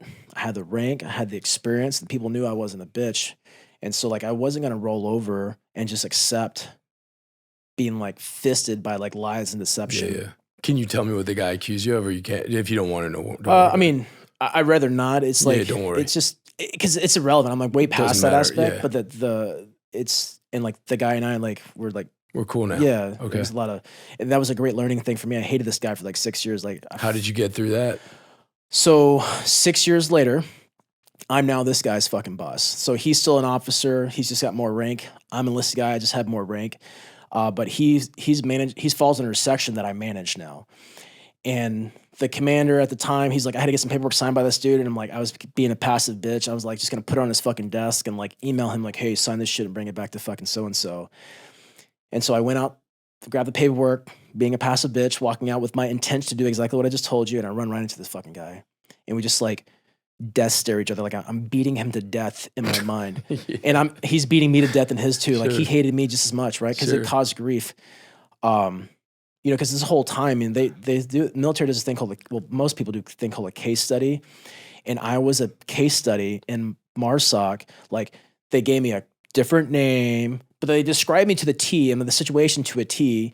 And I'm being briefed in front of all the fucking MARSOC. Like, how would you act if you were in this situation? And what's the right thing and wrong thing to do? And I'm in this like leadership circle with some officer who I put through fucking school reading me the thing, looking at me. I'm like, bitch, you know it's about me. And he's like, well, what would you do? I'm like, do you think I had the best attitude? Fuck no, bro. Like my name is being smeared. I'm on the wall I don't probably not anymore, but I was on the walls like the history of our organization and just getting fucking blasted everywhere, man. Like I'm a piece of shit. Like I haven't sacrificed more than just my fucking soul for this place. And so I had all that hate for this guy. Yeah. But so I run into him, give him this sheet of paper, and then I take a step back because I'm a fucking leader. I can't be acting like that. I had the hate, but I can't be acting like this. So what do you do? So I started to like catch wind of like how he was treating his Marines and like how he was like taking care of them. I'm like, fuck, man, this guy's been doing a lot of work. I went to some of his training events. I'm like, man, he's not the same fucking guy anymore. And I was telling my boss, I'm like, hey, dude, like, I can't hate this I don't want to hate this guy anymore, man. And he's like, yeah, good. He doesn't want to hate you either. I think you guys should like make up. So like, sure as fuck, dude. Like, we apologized to each other. It was like this weight off my chest, dude. 6.5 fucking years, dude. Like, if he was burning on the side of the road, I would just watch him. I'd probably like siphon gas out of my fucking truck, and put it on him. Like, I had so much discontent. Of not just him, but really what the whole environment. He was just kind of like the nucleus behind it all. Yeah. But that whole environment, it taught me so much. I was literally, when we apologized to each other, it was literally like something we had did like 4, 5, 6 years ago. Fuck yeah. And I'm asking myself, like, how much did that affect me in other things? Yeah. You know, like, how many more times did we go around and people are like mumbling, oh, hey, that's so-and-so, hey, that's so-and-so, talking about him and I, like, oh, watch out for them. Because it was a thing I was plagued with for years. Um, I remember when I took over a company, I'm the youngest guy that's in this certain rank, and I'm the youngest guy to take over a special operations company. And one of the first things out of my boss's mouth, my leader's mouth, was, hey, you better not pull that shit you pull that other officer. I'm like, I was acquitted, right? Like nothing fucking happened. All we know is macho and the way it was. It's just a stigma. So like, even though like I'm crushing it, I'm crushing it. My team, my people are crushing it. Like everyone's crushing it around me. This is the residual effects of like a toxic work environment that you just couldn't escape. I had the stigma for years of like the guy that hated officers or disrespected officers. And, I had some allegations were like disrespecting commissioned officer, disobeying direct orders, like a bunch of like shit that can get your PP slapped and a bunch of other really crazy things that get you really in trouble. But it wasn't disrespectful. I just wasn't a bitch. Yeah. And most people expect, I've seen so many tough guys that they're just bitches. Yeah. When it comes to like truly fighting for themselves, not their friends. Yeah. They're not bitches for that. Right. But for themselves. I remember one particular time we were doing our jump pay. So we get paid every month to jump, to be free fallers or static line jumpers. And you have to maintain a certain amount of jumps a quarter to maintain your currency and your pay. And they did this huge audit. And at this point in time, like our commander at the schoolhouse was like, no one can jump, because the focus was on these fucking students. It was like a big deal. And we're like, what the fuck? They're like, hey, we're gonna put in waivers for your jump stuff. Fast forward a few months, turns out that wasn't the case. And so now we're getting docked like thousands of dollars of pay. I'm in the military, bro. I ain't getting paid like all that in a bag of potato chips, right? And my quality of life directly is affected by this. And they're like, some guys just accepted it. I'm like, fuck that. So we have this thing called request mass. So basically I can go up my entire chain of command all the way to my commanding general and be like, I don't agree with this outcome. I'm going to fight for it. And I went to my boss's office one day. I'm like, hey, I'm going to request mass. They're like, for what? I'm like, my jump pay was $1,700. I'm like, dude, listen, I would have requested mass for a fucking penny. There you go. It's the principle. And because they just told us to like accept it. And some guys did. Some guys didn't fight it. I'm like, pushover, dude. I printed out my calendar. I printed out all my shit, all my emails, all this stuff. And I went all the way to the fucking general through my chain of command. I get to the general. Now, I learned, this is also a great lesson. I learned that general doesn't really have that much power when it comes to your money. They can dock your pay, but they can't say, hey, you know what, pay them back. The G-Man owns your money. Kansas City owns your money. And so the general endorsed my docket, got pissed at my other lower ranking officer, and he's like, I can't guarantee you anything. They still took my pay. The general endorsed my shit, but Kansas City said, fucking eat a dick. But it was just like, why would I just accept it? Yeah. But that's kind of like my outlook on a lot of it, dude. Because like people it's fear tactics is a big thing in that organization. Man. Fear tactics is a big thing in civilian life. That's right. Don't be an entrepreneur. You're gonna fail. Don't go for your dreams and quit your day job. You're gonna suffer. Like everything is fear. And if fear is the thing that keeps you from investing in yourself, then apply that to anything in your life. And do you want that outcome? I did not. But fast forwarding a bit, like, learning from this dude and maturing a lot. I was also falling apart mentally and cognitively. So I was opening up a lot more at this time too in my life. I was very desperate for help. I'm asking for help a lot. I'm working a super low speed job where I'm afforded this opportunity to take care of myself and start this whole thing.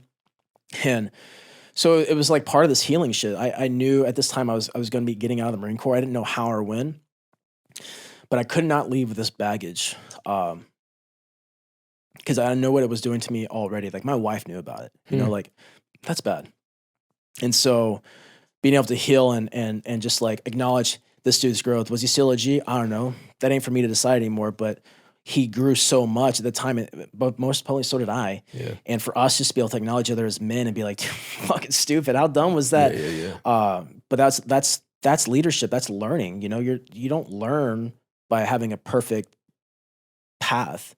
For sure. And that like just the power of just fucking forgiving somebody, because you just carrying around that shit, that toxicity, you just like let it fucking fester in you and you just keep on letting it build and build and build and grow, and like you let it exist, and it's like there's such power in just being like, hey man, let's just fucking cut this shit out, right? Yeah, dude, I don't need that stress in my life. Yeah, fuck no. And I've talked to a lot of people, sort of for the transition into civilian life. Like obviously it's not nothing that I could ever begin to understand, but like what did that feel like? And if you could sort of like classify it or put it into words, how would you? Scared. My whole identity was my job. My vision for myself was only the military. And when it came to an end, um, I didn't know anything. Like there's a massive support network in the special operations community where like, hey, what are the 5 jobs you want to do? We'll make you resumes and help you get interviews. And I'm like, oh, well, I don't know. I just started making up shit and none of them sounded lucrative to me. I was just so I was a new person because I was even acting differently. Like I sold my motorcycles because I was falling off my motorcycles. I was getting lost going down the street at my house. I was getting fucking lost. And like, we sold our house because now I'm on this medical board and we're about to retire out of the military. So we're like downsizing our life and try to set ourselves up for the future. And so I'm like selling my dream trucks, selling my dream motorcycles, downsizing my dream house. I'm getting lost in apartments. So I'm like viewing them with people, and I was just so desperate. I thought that was the pinnacle of my life. I thought that was what I was here to do, and that was it. And I didn't know what phase 2 was, and so I was happy to get out because like I wanted to be free, and it was a fucking blessing. I retired 4.5 years early. Um, Yeah, and I was truly grateful for the opportunity, but I also was really open with myself too. During at the end of my medical board, I tried to self-sabotage it again and try to try out for the selection that I finally had an opportunity to go to.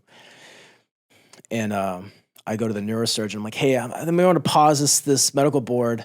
I have a chance to go to the selection now. I'm going to go do it. And he's like, okay, we can pause it. This is a fucking leader. You want that example? This is leader. He asked me, if you made it over there, do you think you'd be a liability? I was like, fuck. And I thought about it for a second. I'm like, yes. If he never asked me that fucking question, I would have lied to him, lied to myself like I did for a decade and a half. What were you chasing? Like why sign up? It was something I wanted. I felt like it was the next progression of growth. I wanted to be in an environment that like people were held accountable, where there was a standard, where your families are taken care of. And so I thought, right? It's the whole like grass is green on the other side. My friends over this unit, they're fucking constantly busy. Some don't really have great lives. And but I wanted to know if I could do it. I wanted to know, could I be a person that organization, would be able to utilize? Could I be an asset? And I wanted to for years. I put in for it for probably like 5 years, and because of my rank and Marsoc was very new at the day, so like they weren't releasing guys that often, and this place only has so many like Marine billets. And now the Marine Corps took off the rank restriction, and so it's like I was like, it's like the perfect storm. It's like my opportunity to go, but I'm glad that happened because that fucking doctor asked me that question because of this opportunity, and I'm like, fuck, that's like really got real with myself. Like I am a liability. My attitude actually is shit. I am way more fucked up than I think I am. I am a piece of shit to my wife. I need help. I don't know who I am. I don't know what I want to do with my life. I don't know where I'm going. I'm fucking lost. I don't know anything. And so really like open up this like bag for me of like vulnerability, which I now like lean into, because it sets me free. It's like, I'm gonna fucking die like you, bitch. Judge me if you want to. I want to be happy, so I'm gonna go do this. Like it's the number one thing that has helped me like transform my life and like at least get to where I'm at today. And where I'm at today is I believe in myself. I'm still lost and scared, but I'm a true believer that the path isn't supposed to be clear. It's you illuminate it with each step and each new opportunity that I get. It's like opening up a new doorway, a new threshold. And I'm just having this thing called faith and like tell myself, you're not supposed to know. I just turned 38. You're not supposed to fucking know. That's right. Just keep on going. And I want to quit every day. Every day I want to like, what's my plan? I want a job. So I know like what I need to do every day. Like these are things I fucking battle. And if I had a job, I'd be like, oh, I would just like, I had a job for 4 months as a civilian. I worked in the cannabis industry and it was great. because I realized that I am not meant for four walls, you know, like I'm not meant for that. I'm here for so much more, and I don't know what that is specifically yet, but I do know that that ain't for me, Yeah. you know? So I don't know. I love the chance to like try to figure out how to be human now. I figure out how to like keep on like not impressing, but like answering those voices in my head of like, be better, do this, do that, go for this. This scares me. Go fucking do that. You know, you want this next opportunity, but you're not doing the opportunity that's right in front of you. Like trying to like really like understand how to be human and how to be me. And um, it's crazy. You know, how do you feel like service? How do you feel like service plays into that? Helping others, putting it into others. Like, does that solidify choices for yourself? Yeah, I love it. Yeah. And what do you love about it? It would be selfish of me if I went through all these things in my life. If I got to experience all these things in my life and I didn't share them with people. Um, when I got out of the military, my wife and I lived in a conversion van for about 3 years, and I went to social media and I just like pour my heart out, like all the crazy shit I'm like going through, how I'm depressed and I'm sad, I'm lost. What made you want to do that? I just felt called to do it. Mm-hmm. I don't know why. I had no agenda behind it. Mm-hmm. My wife and I sold all of our shit where we could like live off my disability. So we live like way, way, way like low key. So I hadn't have a job, I didn't have anything. I wasn't trying to make money. At this point in my transition, I'm like, the money is the devil, it's evil, and all these types of things. But like, I was still hurt. I was going through this like victim phase.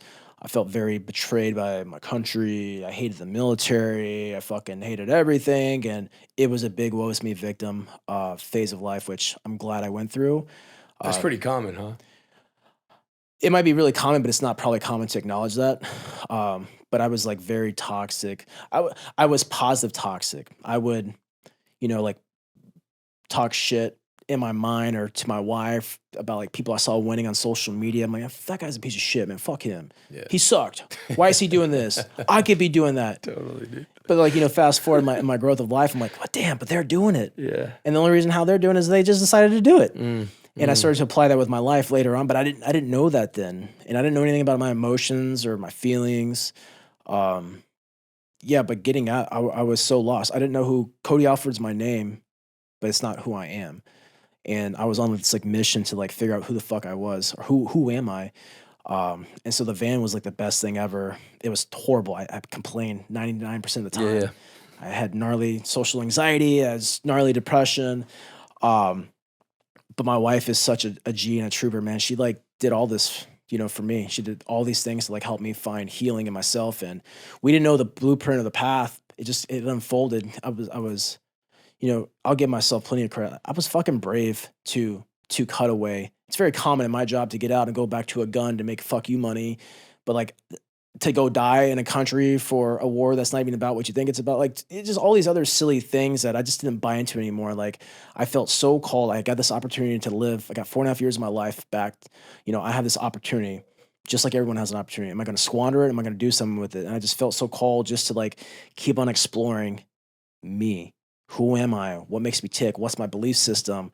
What do I want to really do? What's my passion? I didn't know any of these things. So social media was a big part of my growth and my transformation, just because I was just sharing. So when you asked about serving, people are like, oh my God, I fucking feel that way too. And then I just found myself being like this like 24/7 hotline in my DMs, and which was super dope. It really helped me out to serve people, to help people. But then I realized that it was draining my soul, which I didn't even feel connected to in the first place. And I'm like, fuck, I can't help these people because they're just draining me. I'm getting a lot of these suicide talks, and I've been on the phone with the cops. Like some random person messaged me like, hey, my friend is death by cop scenario. Can you talk to the officer? I'm like, what the like, I don't even know these people, right? And it's just, I felt like I have to do this. I have to do this. And I got into plant medicine and psychedelics, and I realized I have to help myself before I can help anybody. And I didn't see that at first. How did that come into your life? So actually, it was like 15 days after I officially retired from the Marine Corps. I'm having a get together. Well, I'm not having a get together. I'm at a friend's get together, and one of our mutual friends, he's like, "Oh, dude, you ever done mushrooms?" I'm like, no, but I've always wanted to. He's like, because when I was doing my brain treatment in Tampa before I retired, they said like you could see like someone on mushrooms, you can see like how their brain fires and like how it just all lights up. And like I was so desperate to, I was kind of fucking retarded. You know, I was still stuttering my words. I was not cognitively confident. I literally lacked confidence. I went from this confident alpha stigma persona to like, dude, I was afraid of my own shadow, dude. I had the worst perception of myself. I had body dysmorphia. I realized for like fucking 15 years, the whole time in the Marine Corps. Like I was just really just dog garbage relationship with myself. I hated me. I hated me a lot. And so he's like, he gives me like, it turned out to be like 6 grams. And he's like, I'm like, how do I do? And he's like, bro, just fucking here, take this much. And like, I'm like, okay. So my wife and I, we venture off into like BLM land, and she was down for it. I'm like, I'm fucking desperate, dude. Like I need this in my life. And like I set up my chair, and unbeknown to me, I start creating, I write down my intentions, not expectations, right? I just felt called to do these things, like this kind of structure. And I fucking blasted off on my very first journey, and I came out of it like, holy fuck, all knowing, you know, like this like God facade, and my depression, my anxiety were like instantly gone. I was instantly happy. And so I'm back in the van for like 45 days. Life is good. My wife is like dealing with me way better now. And 45 days comes around ish, you know, and I'm just back to being a piece of shit. I'm fucking toxic. I'm negative, and nothing's good enough for me. I don't want to do this anymore. I'm just being a victim. And I didn't realize that, you know, when you get that white space, we call it white space in the military. Like when you like, hey, our white space is this, basically like all the terrain that you own. When you get that freedom buffer zone, you have to do the work. You know, it gives you the opportunity to invest into yourself. And I didn't know any of this shit. I'm like becoming a psychonaut, you know, by myself and on my own accord, really. And so that's when I got into like self-reflection and journaling and all these things to really use the power of the plant medicine to dissect why I'm acting a certain way, how am I feeling a certain way. And dude, I've been doing plant medicine for like 5 years now, and Beautiful. ever since I've been out, and it's been an absolute game changer. There's so many stigmas around it. Oh, I don't want to go crazy. And like, you're crazy to know that you're fucked up and to not want to do anything different about it. I'm not saying plant medicine's for everybody, but how you fucking know? Yeah. You know? Yeah. How do you know the water's cold? You go dip your toes in there and you see if it's cold or Fucking not. A. Then you fucking jump in head first. And Cody, have you been guided, or do you always do it on your own? Like how? I started off on my own, and my very first guided, never with mushrooms. My first ceremony with a shaman was in Peru. I did ayahuasca and changa out there, and then my second. Did your wife do it with you? No. It was crazy too. So I've been doing shrooms now for like 2 years, and I'm at my friend's house in the mountains of Tennessee, and I just come out of this trip. I got there and his friend shows up like, hey, you guys want any shrooms? It was just like the universe talking to me. I'm like, yes.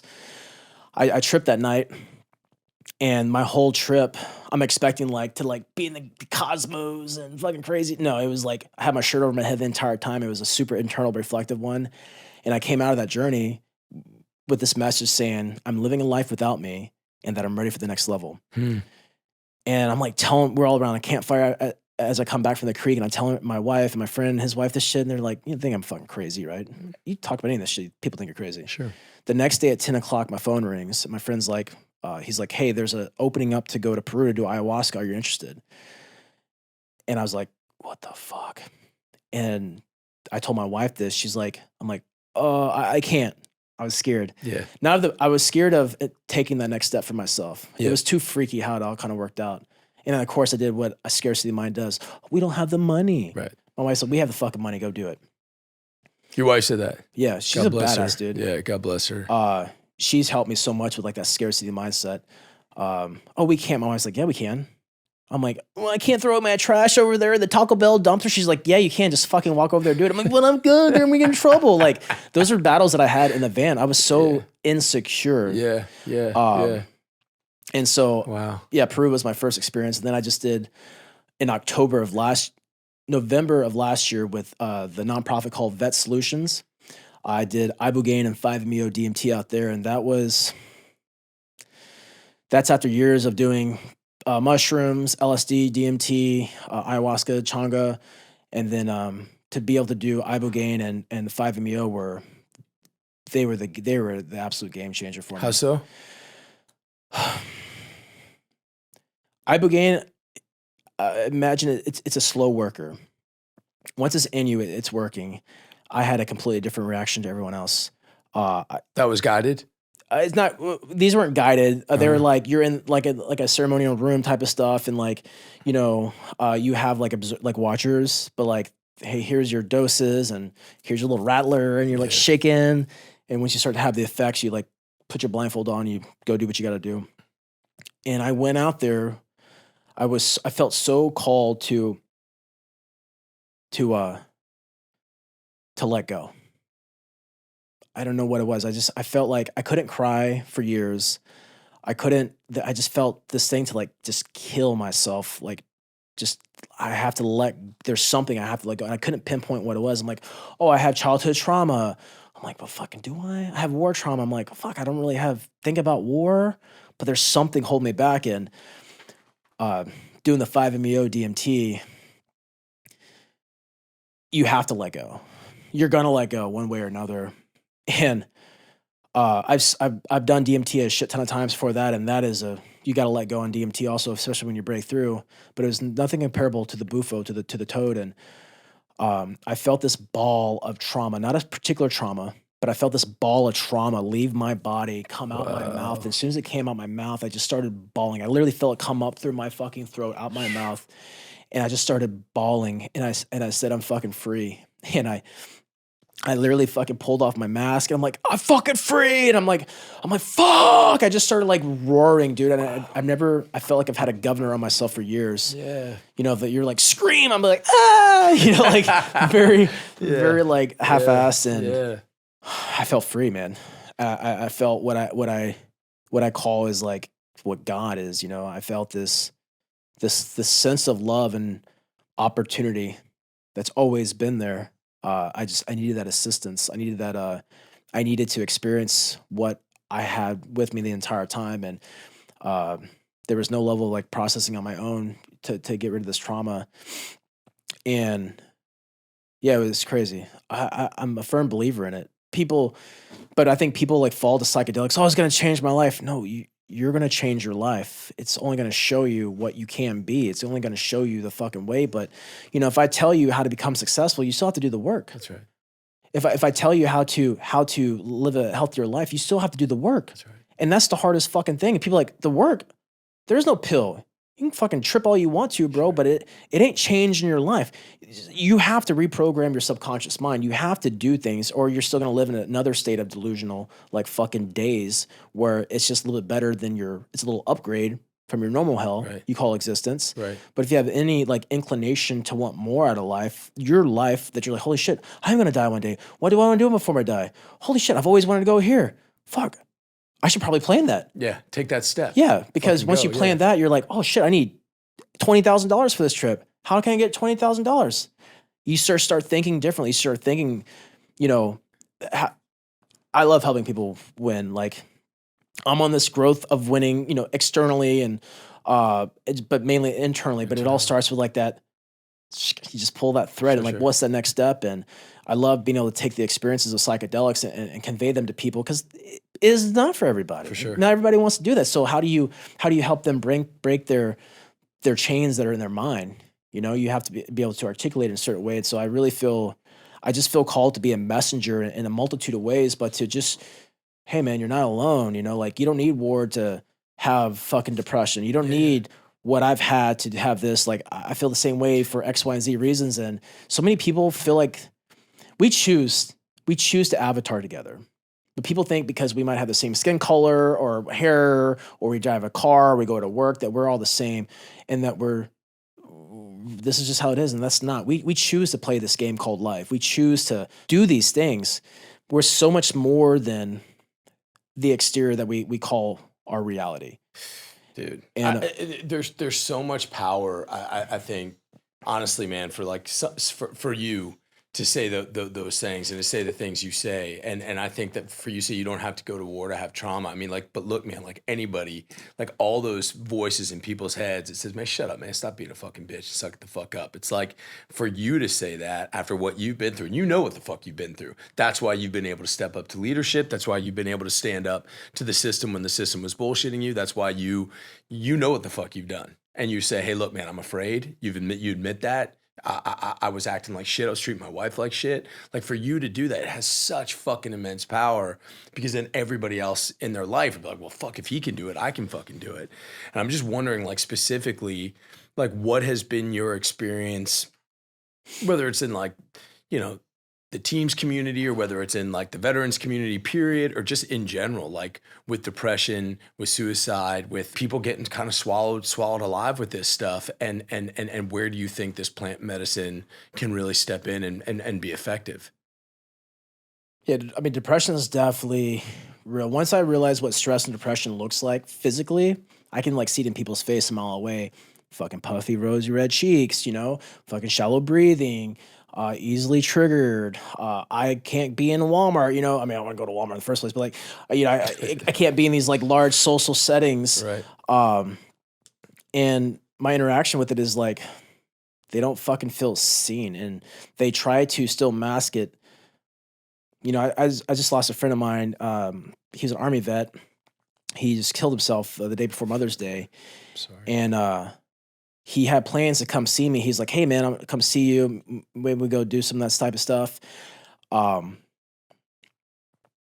And I talked to his wife, and she was telling me that they like set out sausage. She was going to cook sausage in the morning. It was Mother's Day. And he said, I'll be right back. And he didn't come back in a timely manner, and so she called his phone, and she heard it ring, and he's like, "This fucking dude's like avoiding me." So she went outside the garage, and she saw that he hung himself. And I'm just like, so when it comes to depression and suicide and all these things, I have to remind myself that like everyone, you only know the level of hell based on someone's willingness to open up and expose it. And even when they know they're in a safe place to do so, they still don't. Um, I can't tell you how many friends have killed themselves. My best friend killed himself last year this time. Uh, Same thing. He's like, "Hey, I'm gonna come see you in like 2 weeks. We're gonna talk about business, starting another business together." And he fucking kills himself. He was battling depression. He was battling all sorts of things, and he was definitely into plant medicine.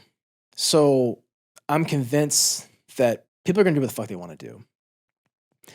And as much as I say I'd like to stop suicide, you're never going to. This guy, my friend that just killed himself a couple weeks ago, the past year of his life has been the best year of his life from being out in the military. Hmm. He was actually in my coaching group. I paid him. He was an employee. Like he was just like, I saw so much value in this guy. Like I brought him in underneath the curtain, and like under my wing. And um, I believed in this dude, and the way he treated his family changed. Us working together, his whole life fucking transformed, and he still killed himself. And so I don't know why people do that. I like to think plant medicine can help people, but at the end of the day, like the plant medicine reveals what you have to do. And it's just that one next thing. And, looking back 5 years ago when I started this journey for myself to heal my soul and to find out who I am, if you had told me I had to do 5 fucking years of this shit to get to where I'm at today, I'd probably be fucking dead. But we don't see the power of like what time is. When we're suffering, we want it fixed now. But when we look at the journey, it is the way. You're supposed to suffer, bro. You're supposed to really fucking question and doubt yourself, because that's when you find all the good answers. But I'm convinced that as much as I think my friends are strong, there's something fucking strong in them. I don't think they're fucking weak. I think they're fucking stupid. And I'm brutally blunt with that message because there's too many motherfuckers that think suicide is their gateway to their fucking problems. There's not enough people saying you're a fucking idiot if you think that's the only option you have. You're a selfish fuck. My wife literally tells me, I think about it a lot, dude.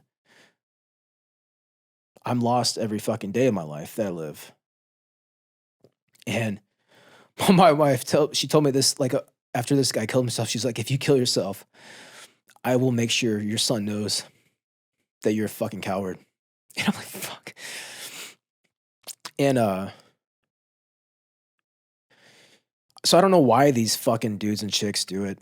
I think I believe in predictive programming. I believe in all sorts of programming. They tell it to you on every fucking movie with a veteran. You have to be suicidal. You have to be violent. You have to be the stigma. I mean, that's the culture we've built. Plant medicine can't save you. At the end of the day, you have to save yourself. No sky daddy, no fucking plant is going to really save you. That's the power you have, and that should encourage you enough to fucking make it happen. I see all these stories of men and women that are literally like shitting in a colostomy bag. They got no fucking limbs. They're breathing on a fucking straw, but they're doing it. Fuck yeah. Every fucking day. They're probably not in la la land in their minds. They're probably suffering, but they're doing it every day. Fuck yeah. And that's what a fucking leader is. A leader does the shit that nobody wants to do. A leader does the shit that's hard and it's scary. My friend that killed himself last year, his wife told me that, he thought he was having dementia and didn't want to be burdened. And I probably butchered that a little bit, but I'm like, I would have wiped that fucking dude's ass until the day he died. That's what a fucking friend is. And when you think that, people like, I've gone through so much, you didn't go through it to be selfish and kill yourself. That is someone else's salvation if you just open your fucking mouth and share your journey. But there's so many selfish fucking people in this life, and they take this pain and this trauma and they haven't figured out how to transform it. Like, I'm an alchemist. I've turned my shitty ass fucking metal tarnished shrapnel into fucking gold. And everyone has that same power. Everyone has that ability, but they haven't tapped into that way of living yet because they don't believe in themselves. They're scared. It's hard. It's unknown. Where do I start? Bitch, you start by starting. You start by saying you don't know where you're at, and that's how you start. Congratulations, you're on your journey. Amen. Then you start by like, oh, fuck, these are the things that I do that bring me to the same space. Maybe I don't do those things. But it's not easy. It's not supposed to be easy. And to me, that's the gift of life. I'm not here to fucking work a job, invest in a 401k, not buy my dream car because I'm being a good steward of my money, become 70 years old, decrepit as fuck, and then I die. That sounds like a boring ass way to go. That sounds horrible. But that's an American. That's the program we have here. Not be your best self. You want to be fucking happy? What makes you think you can't be happy? I remember my second deployment, I'm in Iraq. I ran into this family from Uganda. It was a mother and like 3 fucking kids, and they were washing clothes in like dirty, muddy water, smiling. Meanwhile, but in the background, there's like a fucking tank blowing up a building. There's the sporadic gunfire happening, and one of the French speakers we had, she says she was just happy that she wasn't getting fucking raped. It's all perspective, and one thing I love about I'm a huge LSD fan. And what I love most about LSD is that it shows me the different dimensions. My whole life is a fucking analog TV. I can flip to this channel and be happy today. I can flip to this channel, I can be sad. I can flip to this channel, be a dickhead. I can flip to any channel and have a different reality, and I can do that right now. You feel like you have control over the flipping? I've seen it. Yeah. What's the difference? You ever gone outside? I'm like, man, it's gonna be a shitty day. It's fucking rainy outside. And then the sun comes out like 5 minutes later. You're like, woohoo, let's go to the beach. What happened? Your perspective happened. That's what happened. Yeah. You went from having the worst day of your life because of fucking sun, and then 5 minutes later, your whole outlook on everything changed. That's how powerful you are. The sun didn't change you. You decided to change yourself. You're like, now I'm happy because you're associating to this. And all these psychedelic journeys that I've been on, and I've realized that I really can change these dials. Dude, if I want to be fucking suicidal, I'd be dead as fuck. If I really want to do it, I'd be fucking gone. But I want to live more.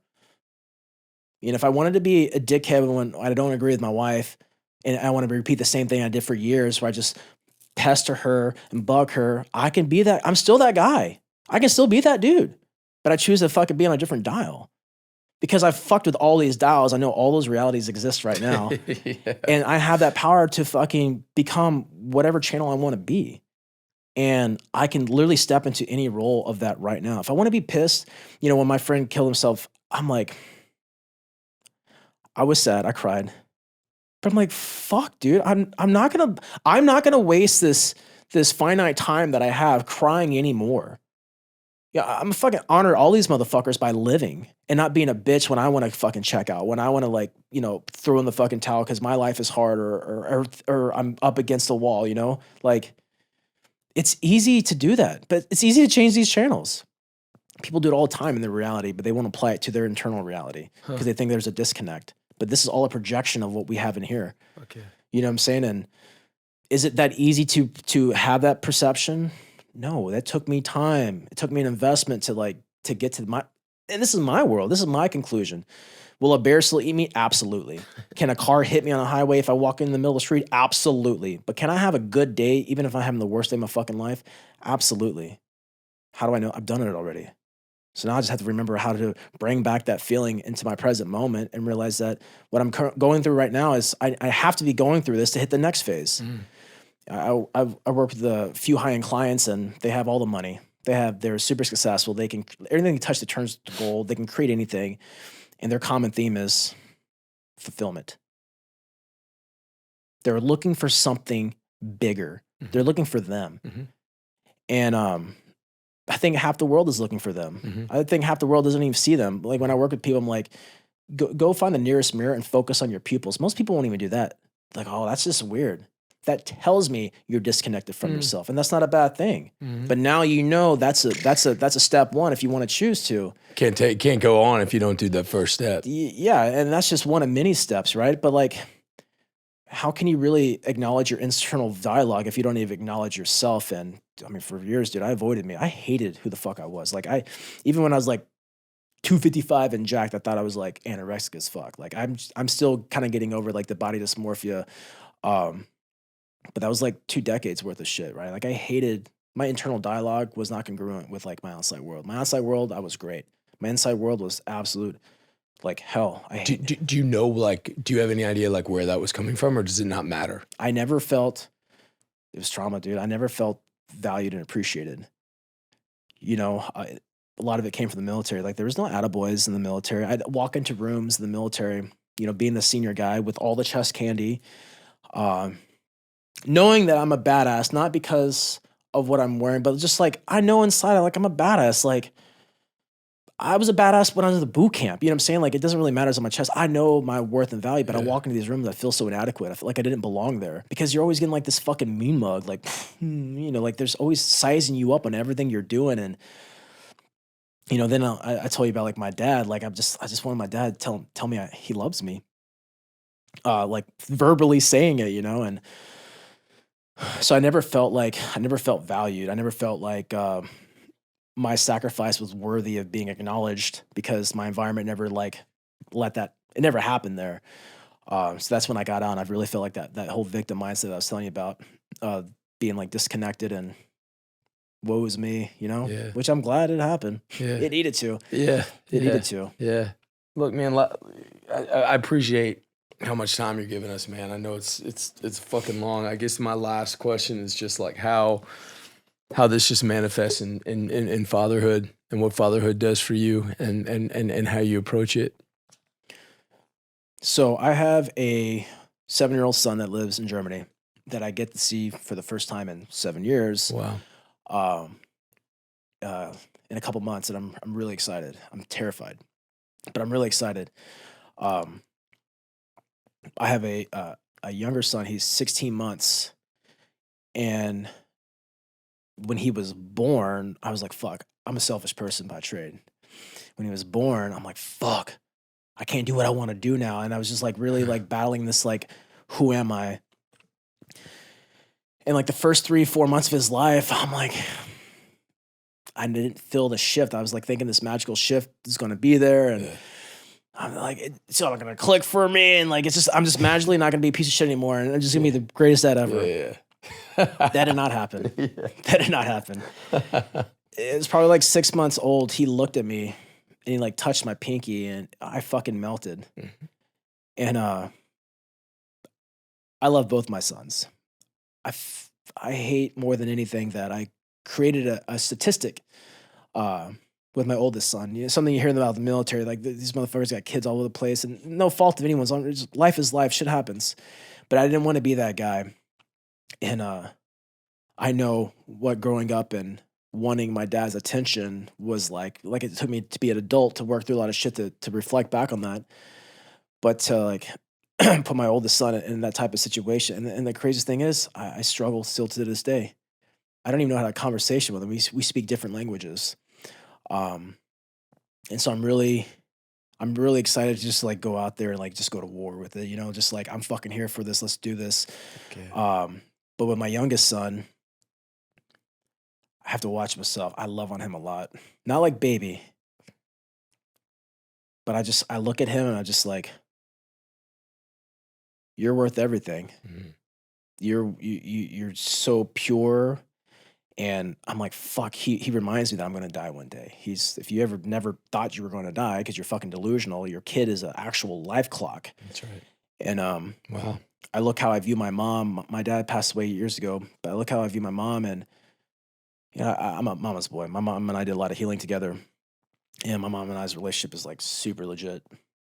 But it wasn't always like that. I traumatized my mom my whole time in the Marine Corps. I was a dickhead. Um, so it took getting out and a lot of plant medicine, a lot of healing and self reflection to mend that relationship. That's a lot of years of programming that I did to her, and she was programmed to react a certain way and interact with me. And I'm like, I look at her, I'm like, fuck, I love her so much.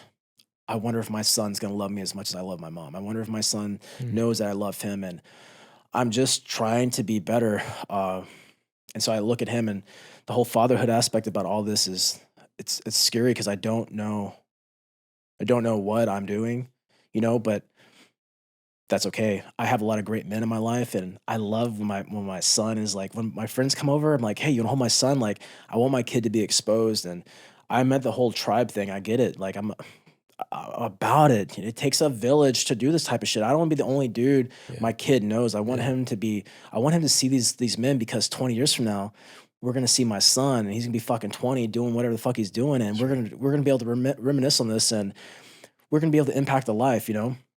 And that empowers my friends to get another opportunity, and it's just great. And then being a dad really reminds me, like, fuck, dude, I got to take care of my health and my wellness. And my last phase of growth, really, for me, that I identified was the body. That's action as well as my physical body. And so I've been working with a coach. Her name's Rebecca. She's super legit for my mobility and like my actual strength, not my ego strength, my actual strength, the functionality, strength, and training, and uh, get my fucking hormones checked. You know, we both obviously know Sid and Core Med,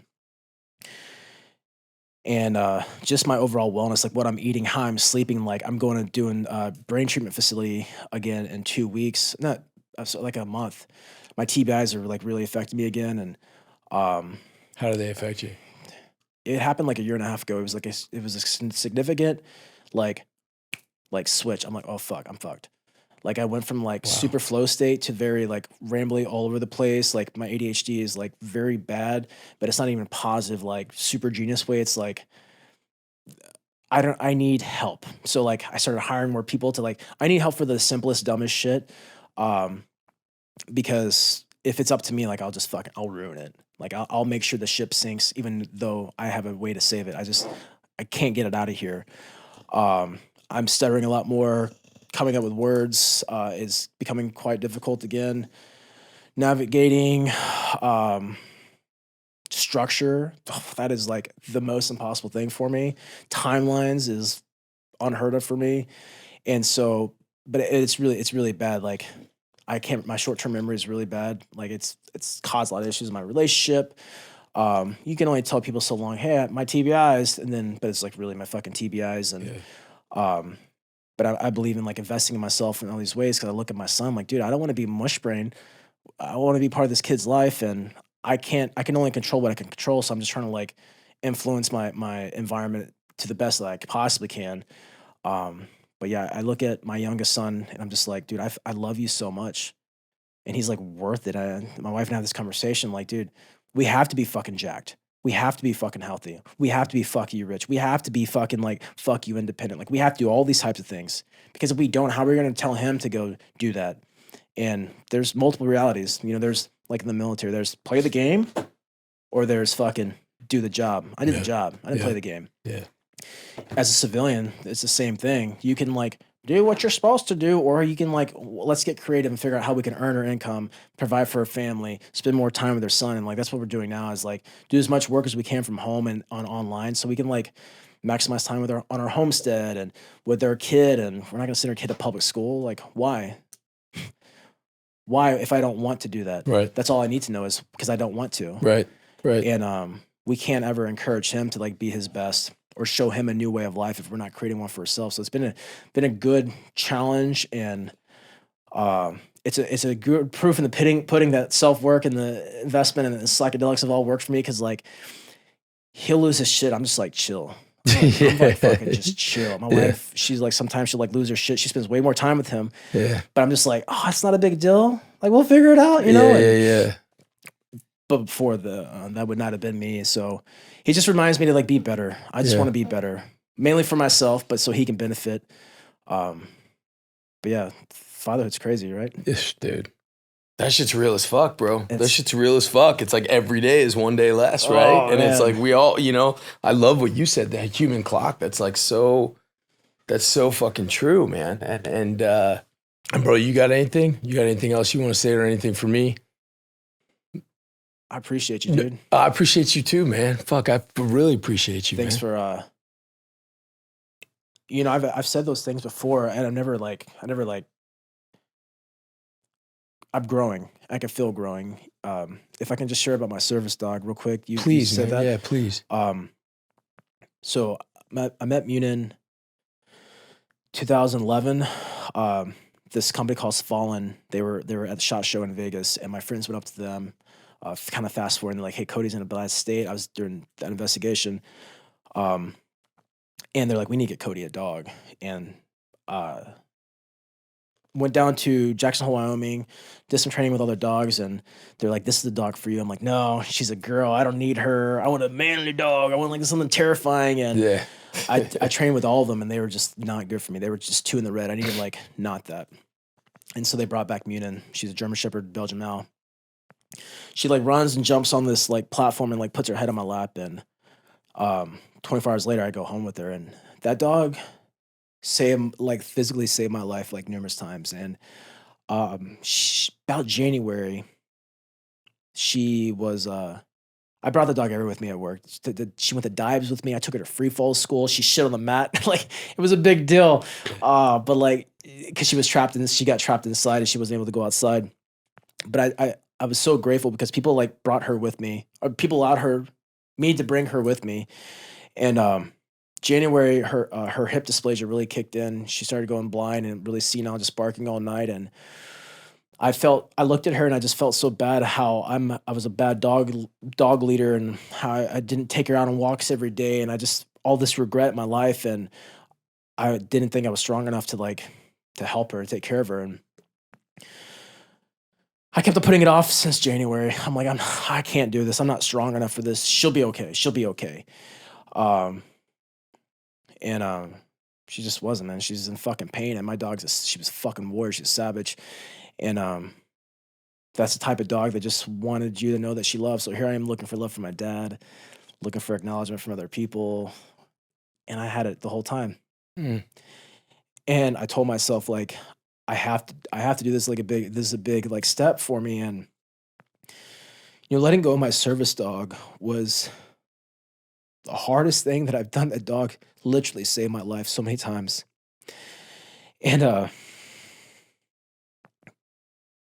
but it's also the biggest growth spurt in my life, in my recent life, that I can really look back on. I'm like, I knew this was part of it.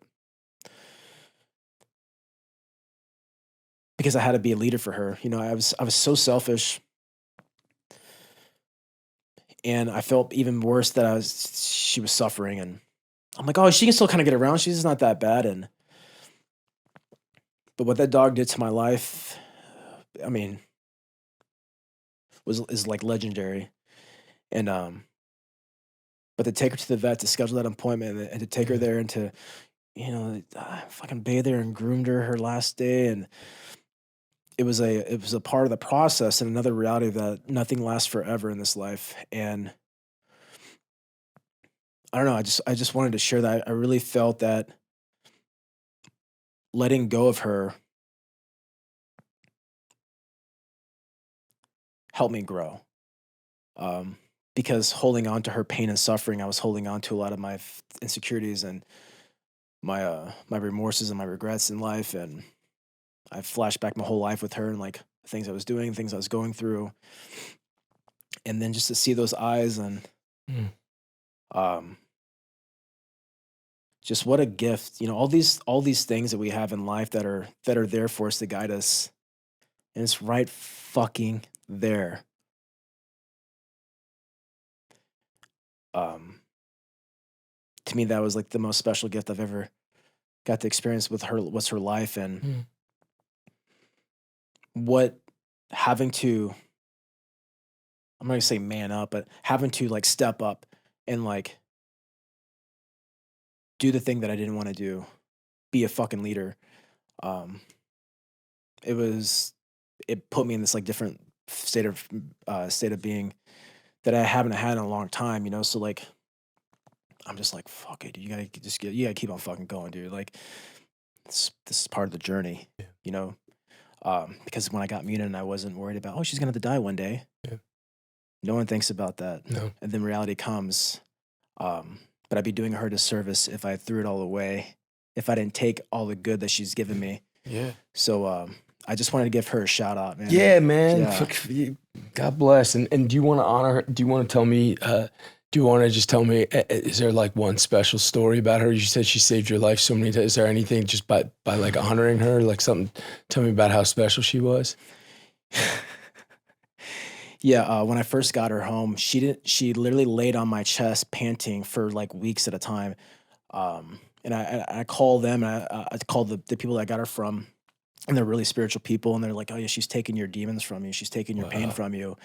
And I feel like she was just supposed to be there. And one of the greatest lessons she taught me and she did for me was like, I judged the shit out of her because I'm like, I thought in a state of like help and desperation, I thought I knew what was best for me. But the owners of the company, they knew exactly what dog I needed. I'm like, I know better. And I'm like, how many fucking times I've done that in my life with Fuck all these yeah. other things? Yeah. And then when you just let go, and you let go your fucking ego, you let go all the stuff, and you're like, dude, she walks with me the best. She loves me for no other reason than she loves me. It was just lesson after lesson after lesson. I mean, she couldn't play fetch for shit. She was an asshole. She would go get the ball, and she would drop it like 4 feet in front of you. Yeah, dude. I'm like, you fucking dick. Yeah. But man, just thinking about all those opportunities that I would never have had if it wasn't for her, and her helping me heal and change stigmas, even like the mental health game in my organization. Like, why does that guy have a dog? Like, fuck you. That's why, bitch. That's like, why. Yeah, deal with that. Fuck you, man. My Yeah. life is important. And Yeah. people were like, yeah, fuck yeah. Fuck yeah.